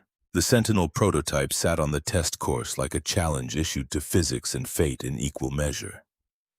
Morning sun caught the armor panels, reflected off 9mm steel that had taken 7 days and 3 destroyed prototypes to perfect. A military driver, Specialist Chen according to his name tape, performed the pre-operation inspection with methodical precision that reminded Dallas of every good soldier he'd ever served with. The ones who treated equipment checks like religious ritual because carelessness killed. Brigadier General Sarah Hayes stood beside the observation bunker, tablet in hand, flanked by Pentagon officials whose expressions suggested they'd attended too many demonstrations that promised revolution and delivered mediocrity. The procurement officer, a thin man named Wallace with wire-rimmed glasses, kept checking his watch like he had somewhere more important to be. The 2 DoD engineers whispered to each other, pointing at specifications on their shared screen, probably calculating failure probabilities before the vehicle even moved. Emma gripped Victoria's hand tighter, small fingers interlaced with manicured ones in a contrast that would have seemed impossible 3 weeks ago. Dallas stood apart, close enough to hear but separated by the invisible barrier between consultant and authority, the mechanic and the people who decided whether his work mattered. General Hayes raised her voice above the wind cutting across the proving ground. "Mr. Ashford, walk us through what we're about to witness." Dallas stepped forward, aware of every eye tracking his movement, the coveralls he wore marking him as different from the suits and uniforms surrounding him. "The test vehicle will navigate a simulated combat course, rough terrain, sharp turns, speed variations. Halfway through, it'll cross a detonation point where a controlled IED has been placed. Standard roadside explosive, equivalent to what our troops encounter in current deployment zones. And you're confident the armor will hold. Confident wasn't the word. Confidence suggested uncertainty existed that could be overcome through belief. Dallas was certain, the kind of certainty built from understanding material science at the level of molecular bonds and stress fractures, from knowing that 9mm composite with staggered weld seams would distribute concussive force the same way it had distributed force in every field test and laboratory simulation they'd run. The armor will hold. Hayes nodded, made a note on her tablet. Wallace checked his watch again. Specialist Chen climbed into the vehicle, closed the hatch, started the engine. The rumble echoed across the proving ground, deep and steady, the sound of machinery built to withstand conditions that destroyed lesser equipment. The vehicle rolled forward onto the course. First phase, terrain navigation. The Sentinel handled the rough ground with the kind of fluid motion that spoke to Tommy's suspension calculations. Progressive springs and adjustable damping absorbing impacts. That would have rattled apart the original design. Sharp turns came smooth, the weight distribution perfect, no body roll that would tip the vehicle or throw off the driver's control. Victoria had moved closer to Dallas without him noticing, close enough that he could hear her breathing, quick and shallow, betraying nerves her expression didn't show. Emma stayed pressed against Victoria's leg, watching the vehicle with eyes that held her father's intensity. That focus Dallas recognized from looking in mirrors after missions where everything went right and people came home alive. The vehicle approached the detonation point. Dallas's chest tightened, every breath deliberate, forcing oxygen into lungs that wanted to hold still until this moment passed. He'd been here before. Not physically but emotionally, standing outside a vehicle while someone inside trusted armor to protect them from forces designed to destroy human bodies, along with steel and ceramic and every material mankind had ever thought could stop explosives. Specialist Chen's voice crackled through the radio. Approaching detonation zone, maintaining speed at 40 kilometers per hour. General Hayes held the detonator, thumb resting on the trigger, waiting for Chen to cross the exact point where the IED sat buried. The Pentagon officials had stopped whispering. Wallace had stopped checking his watch. The DoD engineers had their cameras ready, prepared to document either triumph or catastrophic failure for reports that would justify decisions already made in conference rooms far from this proving ground. The vehicle crossed the marker. Hayes pressed the trigger. The ground erupted. Fire and dirt and concussive force slammed upward into the Sentinel's undercarriage with energy that registered on seismic monitors 300 yards away. The blast wave hit Dallas in the chest even from this distance, a physical wall of displaced air that carried the smell of explosive residue and scorched earth. Smoke swallowed the vehicle whole, black and dense, obscuring everything except the knowledge that somewhere in that cloud Specialist Chen was either alive or dead based on calculations Dallas had made in a garage at 3 in the morning. Emma's voice cut through the silence that followed the explosion, high and clear and terrified. "Daddy?" Dallas couldn't answer. His throat had closed around words that refused to form. He'd seen this before, the smoke and fire and waiting. The impossible seconds between detonation and understanding. Derek Amos had been in that smoke. Miguel Santos, Jennifer Chen. 14 names written in permanent ink across Dallas's memory. 14 failures that haunted the space between waking and sleep. Victoria's hand found his arm, gripped hard enough to leave marks. Her nails dug into his coveralls, through the fabric into skin. She was shaking. Small tremors running through her body, the iron control finally cracking under the weight of watching something that could kill a man she'd sent into danger. The smoke began to clear, slowly, agonizingly. The wind pushed the black cloud sideways, revealing metal and armor and... The Sentinel still stood, not just stood. The vehicle's wheels were still turning, engines still running, the entire structure intact and operational. Specialist Chen executed a combat turn, demonstrating vehicle control, proving the blast hadn't compromised steering or drivetrain. He drove the vehicle back through the course, completing the circuit, pulling to a stop directly in front of the observation bunker. The hatch opened. Chen climbed out, stood on the hood, gave a thumbs up that meant more than any technical report could ever communicate. The armor had held. Tommy let out a sound somewhere between a laugh and a sob, grabbed Dallas in a bear hug that lifted him off the ground despite the exhaustion making Dallas's legs feel like they'd been replaced with wet concrete. Victoria released his arm, stumbled back a step, her hand going to her mouth, eyes bright with tears. She blinked away before they could fall. Emma ran to Dallas the moment Tommy set him down, crashed into his legs with the full weight of her small body. He caught her, lifted her, held her against his chest while she wrapped her arms around his neck and squeezed hard enough to restrict breathing. "It worked, Daddy. Your armor worked." The words broke something in Dallas's chest, released pressure that had been building since the moment he'd agreed to this contract, since the sabotage, since the 7-day sprint, since every decision that led to this proving ground and this moment. He buried his face in Emma's hair, breathed in the smell of children's shampoo and innocence, let himself feel the weight of success that came measured in lives saved rather than dollars earned. General Hayes was already moving toward the vehicle, the DoD engineers following with instruments and cameras, documenting the blast point, examining armor panels for stress fractures and structural compromise. Dallas set Emma down gently, walked to the Sentinel, placed his hand on the front armor where the explosion's force had hit hardest. The ceramic composite showed scorch marks but no penetration. The staggered weld seams had distributed the energy exactly as designed, transferring force across the chassis without catastrophic failure. The mounting brackets showed stress deformation within acceptable parameters, proof that Tommy's calculations had accounted for real-world conditions beyond what laboratory testing could simulate.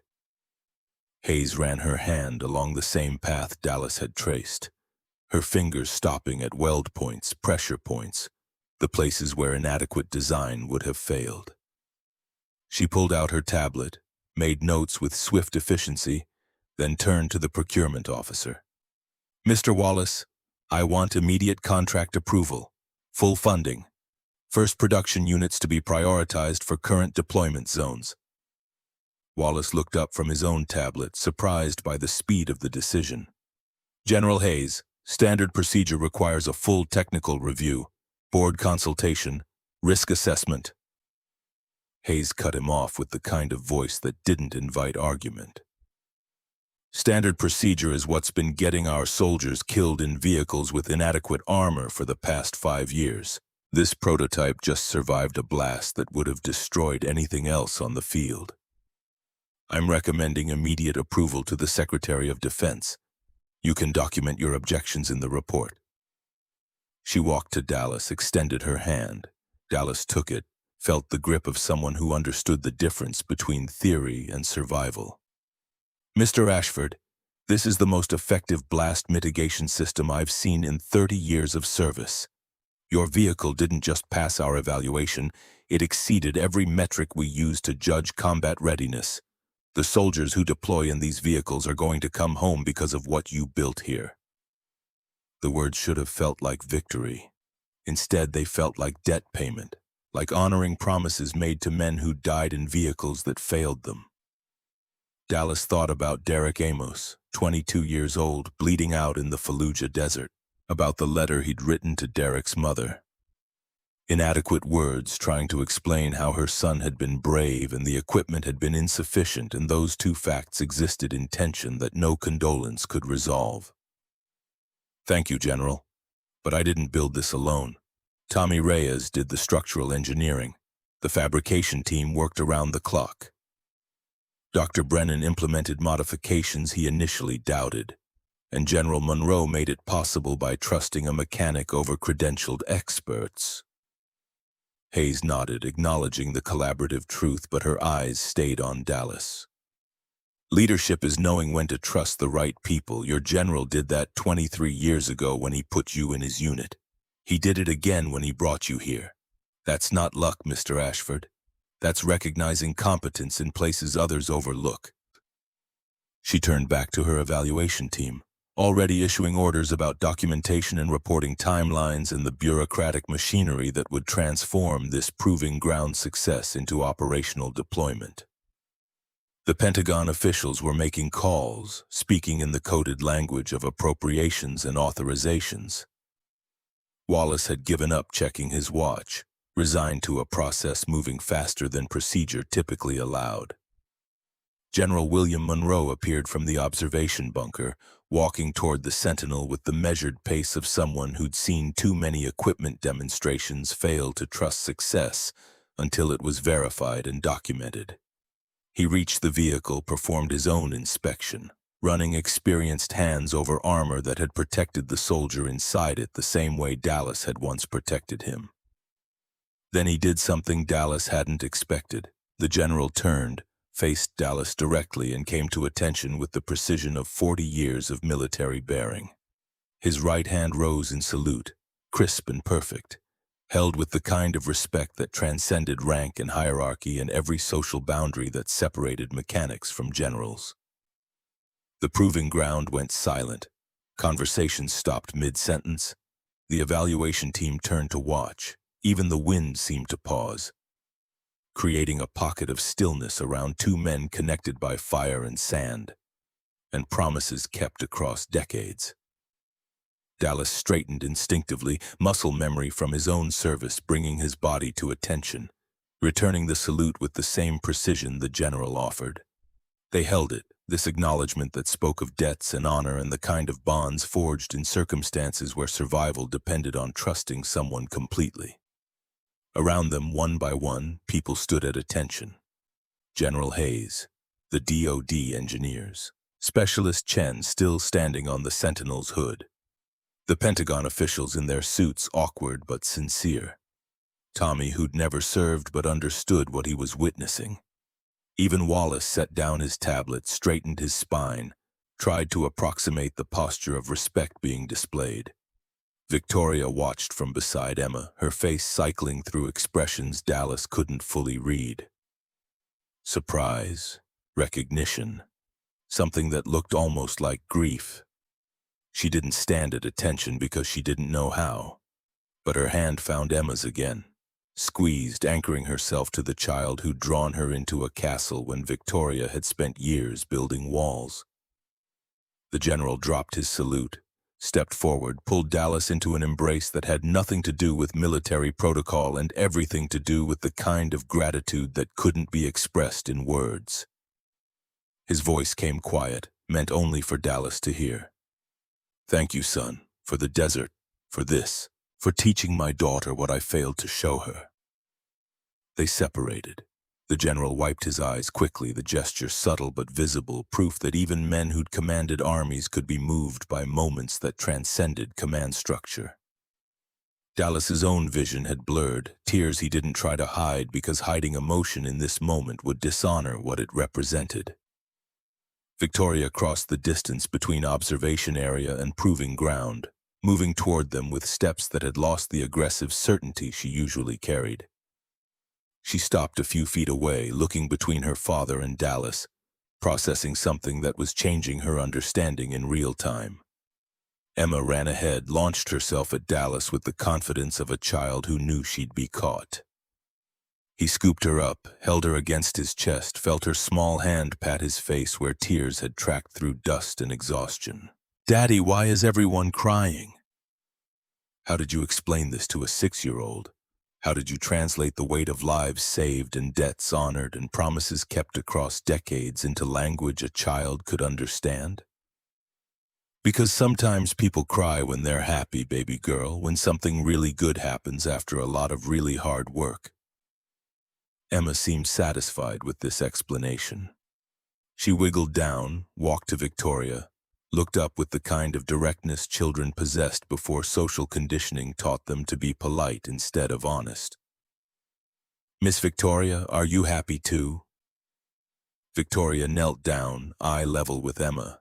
The gesture familiar now, practiced over the weeks when she'd learned how to talk to a child without condescension or distance. Her voice came out rough, scraped raw by emotion she usually kept locked behind corporate armor. Yes, sweetheart, I'm happy. Then why do you look sad? The question landed with the precision of a knife finding the gap between ribs. Victoria's composure cracked, tears spilling over despite her obvious attempt to maintain control. She pulled Emma into a hug that looked like it surprised both of them, holding Dallas's daughter with the kind of desperate gentleness that spoke of needs Victoria probably couldn't name. I'm not sad, Emma. I'm realizing I've been wrong about a lot of things. Emma patted Victoria's back, the gesture comforting, instinctive, the same way she comforted Dallas when nightmares pulled him from sleep.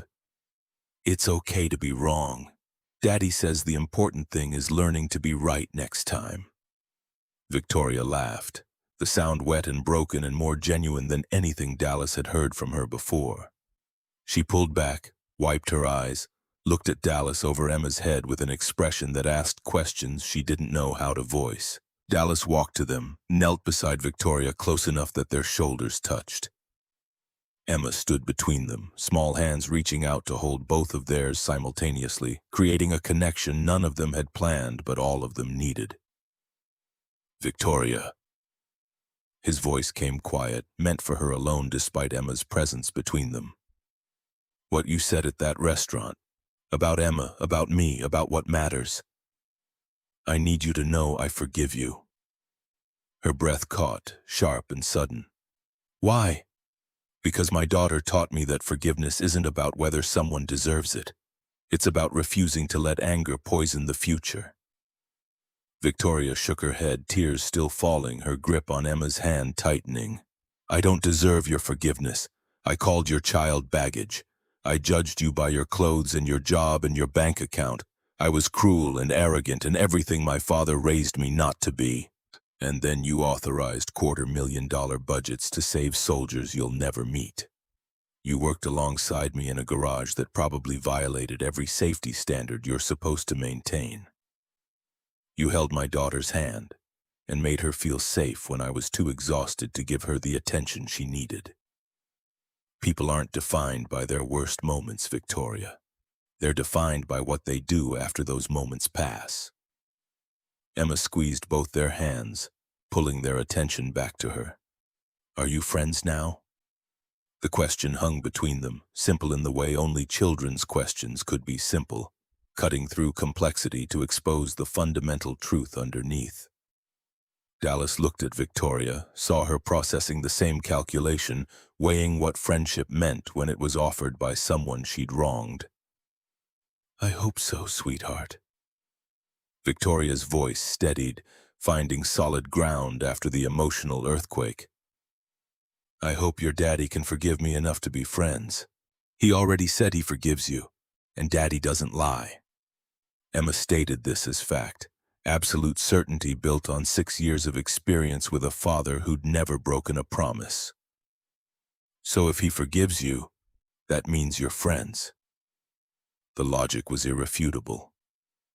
Dallas found himself smiling despite the exhaustion, despite the weight of the day, despite everything that had led to this moment on a proving ground in Maryland where armor had held and promises had been kept. And Emma had decided that forgiveness meant friendship whether the adults were ready for it or not. General Monroe cleared his throat, drawing their attention back to the broader scene. The evaluation team had finished their initial inspection, documenting blast patterns and stress points for the technical report that would justify the contract award.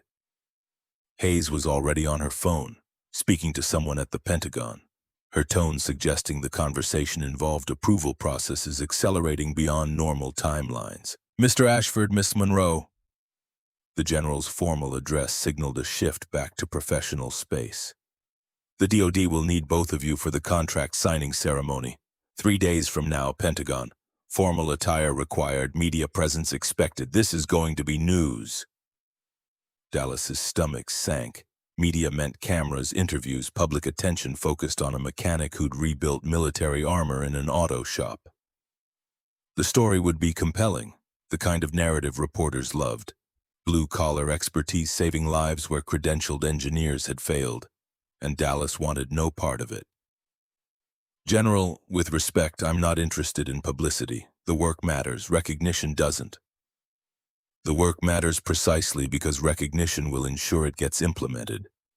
The Pentagon needs to justify why they're awarding a $450 million contract to a small defense contractor over established competitors. Your story, the veteran who came home, raised a daughter, and built better armor than anyone with a PhD. That's the narrative that makes the appropriation palatable to oversight committees. Victoria stood, brushing dust from her jeans, her face settling back into the composed mask she wore in professional settings. My father's right. This isn't about ego or attention. It's about protecting the contract from challenges Apex Defense will absolutely file the moment this becomes public. We need the optics. Dallas wanted to argue, but the logic was sound. Apex had already demonstrated willingness to sabotage the project. They had resources, connections, legal teams that specialized in finding procedural violations and budget irregularities that could delay or cancel contracts. The best defense was public support, stories that made cancellation politically costly. Fine. 3 days. But Emma comes with me. I'm not leaving her with a babysitter for a Pentagon ceremony. General Monroe smiled, the expression carrying approval Dallas hadn't realized he'd been seeking. Wouldn't have it any other way, son.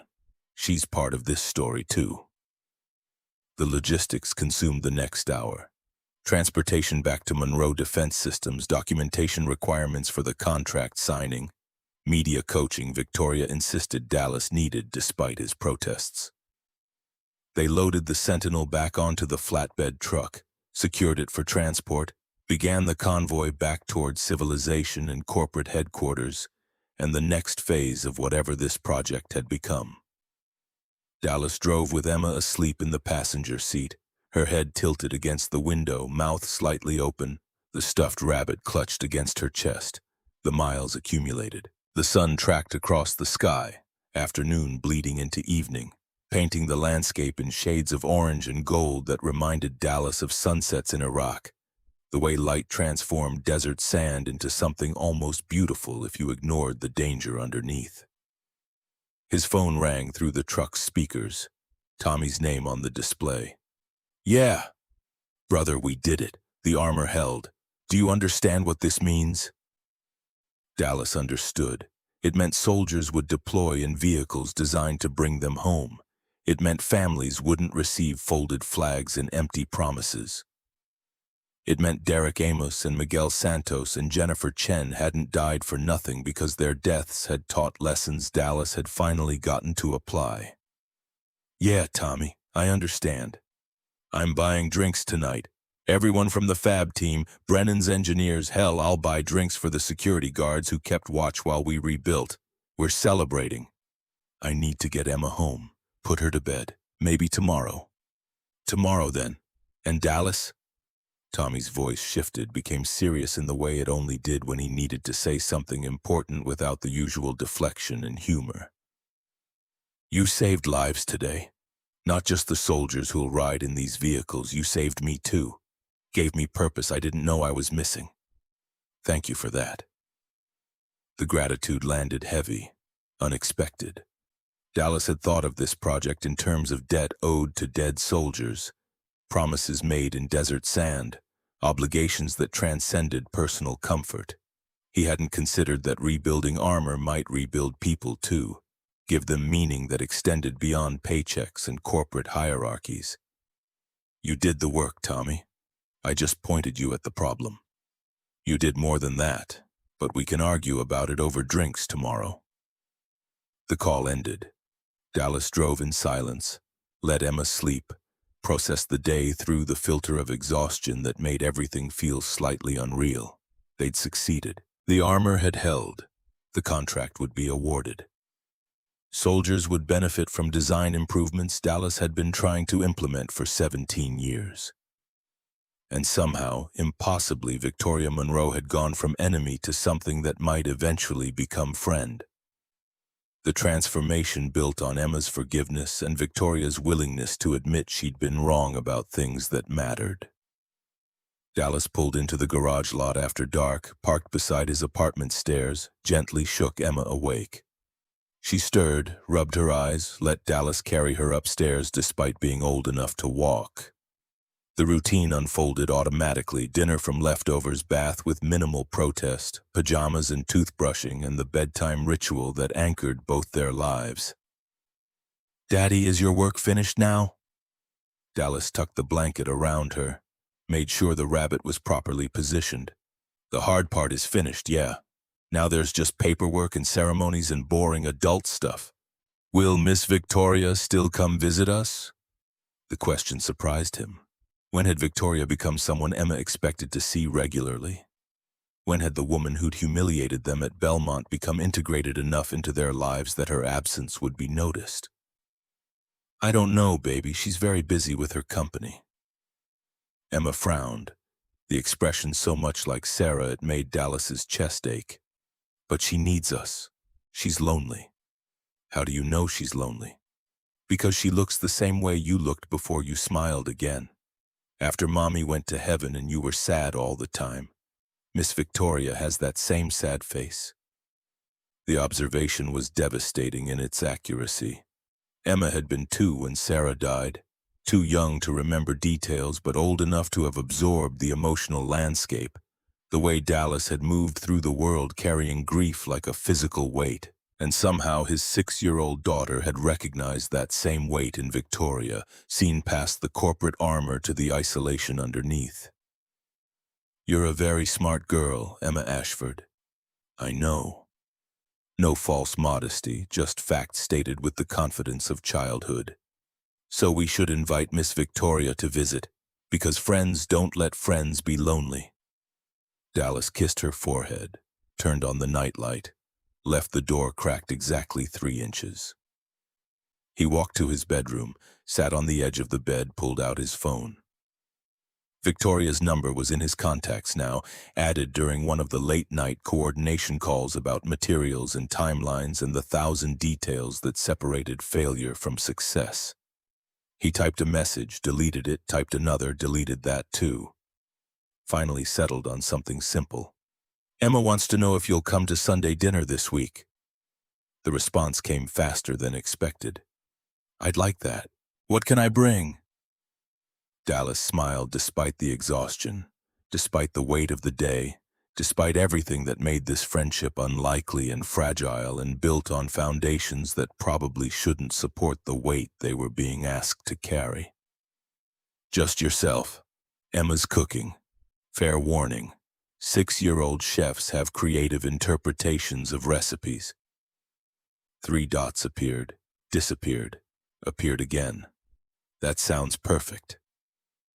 Dallas set the phone down, lay back on the bed, stared at the ceiling fan that still wobbled on every rotation. Tomorrow would bring contract details and media preparation and the next phase of whatever this had become. But tonight he could rest knowing the armor had held, the soldiers would be safer. And somewhere across town, Victoria Monroe was probably sitting in an empty house learning what it meant to have dinner plans that involved crayon drawings and burnt macaroni and the kind of friendship that didn't make sense on paper but worked anyway. The Pentagon ceremony happened on a Tuesday afternoon in a room designed to intimidate civilians and impress military brass. Flags lined the walls, state and federal and military branch, fabric representing authority and tradition and the weight of institutions that predated everyone present. Dallas wore the suit Tommy had lent him for that disastrous dinner, properly fitted this time, altered by someone who knew tailoring and charged Victoria's corporate account without asking Dallas's permission. Emma wore a yellow dress Victoria had bought without mentioning it, just showed up at the apartment Sunday evening with a gift bag and an expression that dared Dallas to refuse. The dress fit perfectly, made Emma look older somehow. like she was trying on the future version of herself that would eventually replace this 6-year-old who still believed in magic and forgiveness. The ceremony itself was theater, carefully choreographed to serve multiple purposes simultaneously. Secretary of Defense Marcus Bradford, no relation to Thomas Bradford who died in Fallujah, just unfortunate name coincidence, stood at the podium explaining how Project Sentinel represented innovation and commitment to soldier safety. General Hayes provided technical details, highlighting the armor's performance at Aberdeen, the way it had exceeded every metric used to judge combat readiness. Then it was Dallas's turn to speak. He'd refused to prepare remarks, told Victoria that scripted speeches felt dishonest, preferred to say what mattered without polish or political calculation. She'd argued, given up, warned him that reporters would dissect every word for narrative and meaning. Dallas stepped to the podium, looked at the assembled audience of military leadership and defense contractors and media representatives holding cameras and recorders and the tools of their trade. Emma sat in the front row beside Victoria, small legs swinging, too young to understand the formality but old enough to know Daddy needed her present.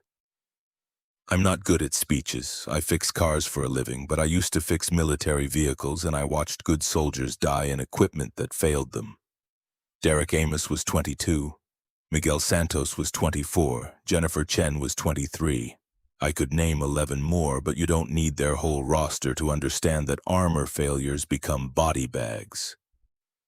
The room had gone silent, the casual conversations dying mid-sentence. Bradford's expression suggested this wasn't the sanitized message they'd expected, but he didn't interrupt. The Sentinel prototype works because we remembered that soldiers are people, not statistics. They're sons and daughters who deserve to come home to their families. And when we build equipment for them, we have an obligation to build it right. Not cheap, not fast, right. That's the only metric that should matter when we're talking about combat vehicles. Dallas looked at Emma, saw her watching him with pride that made his chest tight. My daughter asked me once if my work was important. I told her it was important because it helps keep people safe. That's true for every person in this room. Whether you're a general or an engineer or a contractor, your work matters because soldiers trust you to give them equipment that works. Don't betray that trust. Don't cut corners. Don't let budget concerns override the fundamental obligation to build things that bring people home. He stepped away from the podium. The room stayed silent for a beat, two. Then applause started, scattered at first, then building, military personnel and civilians alike recognizing truth delivered without diplomatic padding. Bradford stood, shook Dallas's hand with a grip that suggested genuine respect rather than political theater. Mr. Ashford, that's the most honest speech I've heard in this building in 20 years. Thank you for your service then and now. The contract signing happened at a table set up specifically for the cameras. Monroe Defense Systems on one side, Department of Defense on the other, fountain pens and official seals and $450 million changing hands through signatures on paper.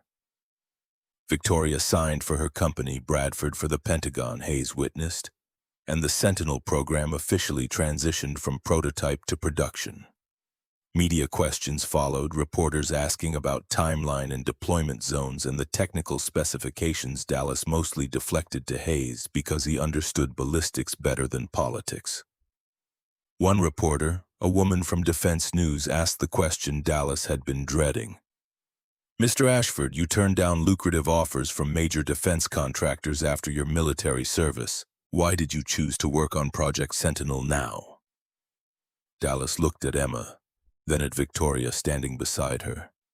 Because someone I respect asked me to, and because the work mattered more than my comfort or convenience. General Monroe. Yes, he saved my life by giving me purpose when I didn't think I needed it. Turned out I was wrong. Victoria's eyes met his across the room, something passing between them that cameras couldn't capture. Understanding built through 7 days of impossible deadlines and armor rebuilt in an auto shop, and Emma drawing castles that included everyone who needed homes. The reception afterward involved catered food Dallas didn't recognize and conversations with people whose names he immediately forgot. Emma charmed everyone, answered questions about her daddy with the kind of unfiltered honesty that made adults laugh and Victoria smile with something approaching genuine warmth. Tommy showed up late, slightly drunk from celebrating at 3 different bars the night before, giving speeches about structural engineering to anyone who'd listen. General Monroe pulled Dallas aside during a lull, guided him to a quieter corner away from the crowd and cameras and people who wanted pieces of the story they could use for their own purposes. "There's something I need to tell you, son. Something I should have told you 23 years ago." Dallas waited, watched the general's face cycle through expressions that suggested this conversation had been rehearsed and abandoned multiple times. "When you pulled me out of that vehicle, when you carried me through that desert, you didn't just save my life. You saved Victoria's father. And I repaid that gift by being a terrible parent. I threw myself into work, into building this company, into everything except being present for my daughter. My son died in a training accident, and instead of grieving with Victoria, I grieved alone. I made her feel like she had to earn my attention through achievement and success. I created the woman who threw money on a table and called your daughter baggage." The confession landed heavy, weighted with guilt that had probably been accumulating for decades.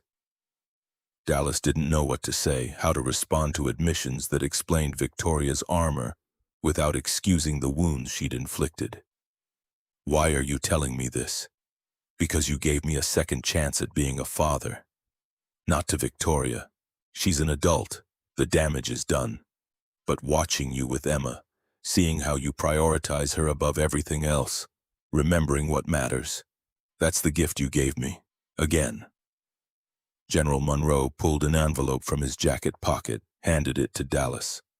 "Your final payment, plus the finder's fee for contract award, $200,000 total." Dallas stared at the envelope, the number incomprehensible. $200,000 was more than he'd earned in the last 5 years combined. That was Emma's college fund. That was the garage expansion he'd been planning since 2019. That was breathing room and security and the kind of financial stability he'd stopped believing was possible. "Thank you, sir. Thank you, son, for everything. And Dallas, keep teaching my daughter what I failed to. She's learning. Slowly, but she's learning." The general walked away, returning to conversations with Pentagon officials, leaving Dallas holding an envelope that represented transformation in more ways than monetary. He found Victoria near the windows, Emma beside her, the two of them looking out at the Potomac River visible in the distance. "Emma says you're coming to dinner again this Sunday." Victoria nodded, her reflection in the glass showing a smile that looked almost natural. "If the invitation still stands." "It stands. Fair warning. Emma's planning to make spaghetti. The last time she made spaghetti, we ate cereal for dinner because the noodles welded themselves to the pot." "That sounds perfect." Emma tugged on Victoria's hand, pulling her attention down. "Miss Victoria, when you come to dinner, can you bring pictures of when you were little? I want to see what you looked like." The question made Victoria's smile falter, something painful crossing her face before she pushed it away. "I'll see what I can find, sweetheart." They left the Pentagon as the sun was setting, Washington, D.C. traffic backing up around them, the city's usual chaos feeling distant and irrelevant. Dallas drove with Emma asleep in the back seat, Victoria following in her own car, the convoy somehow appropriate even though they were just heading back to a small apartment above an auto shop. At the garage, Victoria parked beside Dallas's truck, hesitated before getting out like she wasn't sure if the evening was supposed to continue or end here. Emma made the decision for everyone, waking up and immediately asking if Miss Victoria wanted to see her room. They climbed the stairs together, this unlikely trio connected by armor and forgiveness and a 6-year-old's absolute certainty that loneliness could be solved through inclusion. Emma showed Victoria everything, The toys Sarah had bought, the books Dallas read every night, the drawings taped to walls displaying a progression of artistic skill from scribbles to recognizable shapes. This is my family. Emma pointed to a drawing of 3 figures, tall man, small girl, stuffed rabbit. But I'm making a new one with 4 people. Want to see? She pulled out a paper from under her bed, unfolded it to reveal the castle drawing she'd given Victoria weeks ago, now elaborated with more detail, more rooms, more space for people who needed homes. Victoria knelt beside Emma, studying the drawing with the kind of attention that suggested she understood exactly what was being offered. Family not by blood or obligation, but by choice and need, and Emma's conviction that everyone deserved to be included. It's beautiful, Emma. Thank you for making space for me in your castle. That's what friends do, they make space. Dallas watched from the doorway, this moment that shouldn't have been possible 3 weeks ago, Victoria Monroe kneeling on his daughter's floor looking at crayon drawings while Emma explained the layout of a castle that existed only in imagination and hope. Later, after Emma finally fell asleep, Dallas and Victoria sat in the small kitchen drinking coffee that tasted like it had been made hours ago because it had. The silence between them was comfortable now, familiar. The kind that didn't need filling with conversation. I got the final payment today, $200,000. Victoria's eyebrows rose. My father's generous when he wants to be. It's more money than I've ever seen at once, more than I know what to do with. Emma's college fund, business expansion, security for the future. That's what people do with windfalls. Dallas nodded, but his mind was already circling something else, a possibility that had been building since Emma drew Victoria into her castle, since Sunday dinners became expected rather than exceptional, since forgiveness transformed into something that looked like friendship but felt like it might become more given time and courage. Or I could keep some aside for unexpected expenses. Like maybe dating someone who's used to fancy restaurants and doesn't understand that my idea of a nice dinner involves grilling burgers on a second-hand hibachi. Victoria's coffee cup stopped halfway to her mouth. She set it down carefully, her expression cycling through surprise and uncertainty before settling on something that might have been hope, if she'd let herself feel it fully. Are you asking me out, Dallas Ashford? I'm saying that Emma thinks you're lonely and I've been lonely for 4 years, and maybe 2 lonely people could try being less lonely together, if you're interested. The silence stretched. Dallas prepared himself for rejection, for the reasonable observation that mechanics and CEOs lived in different worlds, that the gulf between them was too wide to bridge even with good intentions and Emma's drawings. I'd like that, but I need you to understand something first. Victoria's voice steadied, finding the honesty that had been emerging over the past weeks. I'm going to be bad at this. I've spent years building walls and measuring people by the wrong metrics and forgetting what actually matters. I'm going to make mistakes. I'm going to hurt you without meaning to. And I'm terrified that I'll damage what we've built because I don't know how to be the kind of person who deserves what you're offering. Dallas reached across the small table, took her hand, felt her fingers grip his with the kind of desperate strength that spoke of needs Victoria probably couldn't name. We're all bad at things until we practice. Emma was bad at tying her shoes until she did it 100 times. I was bad at being a single father until Sarah died and I didn't have a choice. You'll be bad at this until you're not, and I'll be here while you figure it out. Victoria laughed, the sound wet with tears she didn't try to hide anymore. Why are you so patient with me? After everything I said, everything I did, because my daughter taught me that people aren't defined by their worst moments. They're defined by what they do after those moments pass. And you've spent 3 weeks showing me who you are when you're not hiding behind corporate armor. That's the person I'm asking out, Victoria, not the CEO, you. She pulled his hand to her lips, kissed his knuckles in a gesture so intimate it made Dallas's breath catch. Then yes. I'd like to try being less lonely with you. The future spread out before them, uncertain and fragile and built on foundations that probably shouldn't support the weight they were being asked to carry. But the armor had held at Aberdeen. The contract had been signed. Soldiers would deploy in vehicles designed to bring them home, and in a small apartment above an auto shop, two lonely people were learning that forgiveness could transform into friendship, and friendship could become something more if given time and patience, and a 6-year-old's absolute certainty that everyone deserved to be drawn into castles that had room for everyone who needed homes.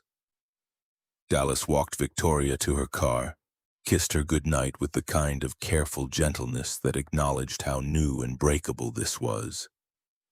She drove away into the darkness, taillights disappearing around the corner, leaving Dallas standing in the parking lot thinking about Sunday dinners and burnt spaghetti and the way Emma's smile had looked when she'd seen Victoria studying the castle drawing like it was the most important blueprint she'd ever received. Upstairs, Emma slept with the stuffed rabbit clutched tight, dreaming whatever 6-year-olds dreamed about when their fathers built armor that saved lives and their new friend who used to be mean learned how to be part of a family. The world kept turning. Soldiers deployed in safer vehicles, and Dallas Ashford, mechanic and single father and the man who'd saved a general in the desert, learned that sometimes the armor that mattered most wasn't made of steel and ceramic but of forgiveness and patience, and the willingness to give people second chances they probably didn't deserve but desperately needed. The armor had held, and maybe, just maybe, so would they.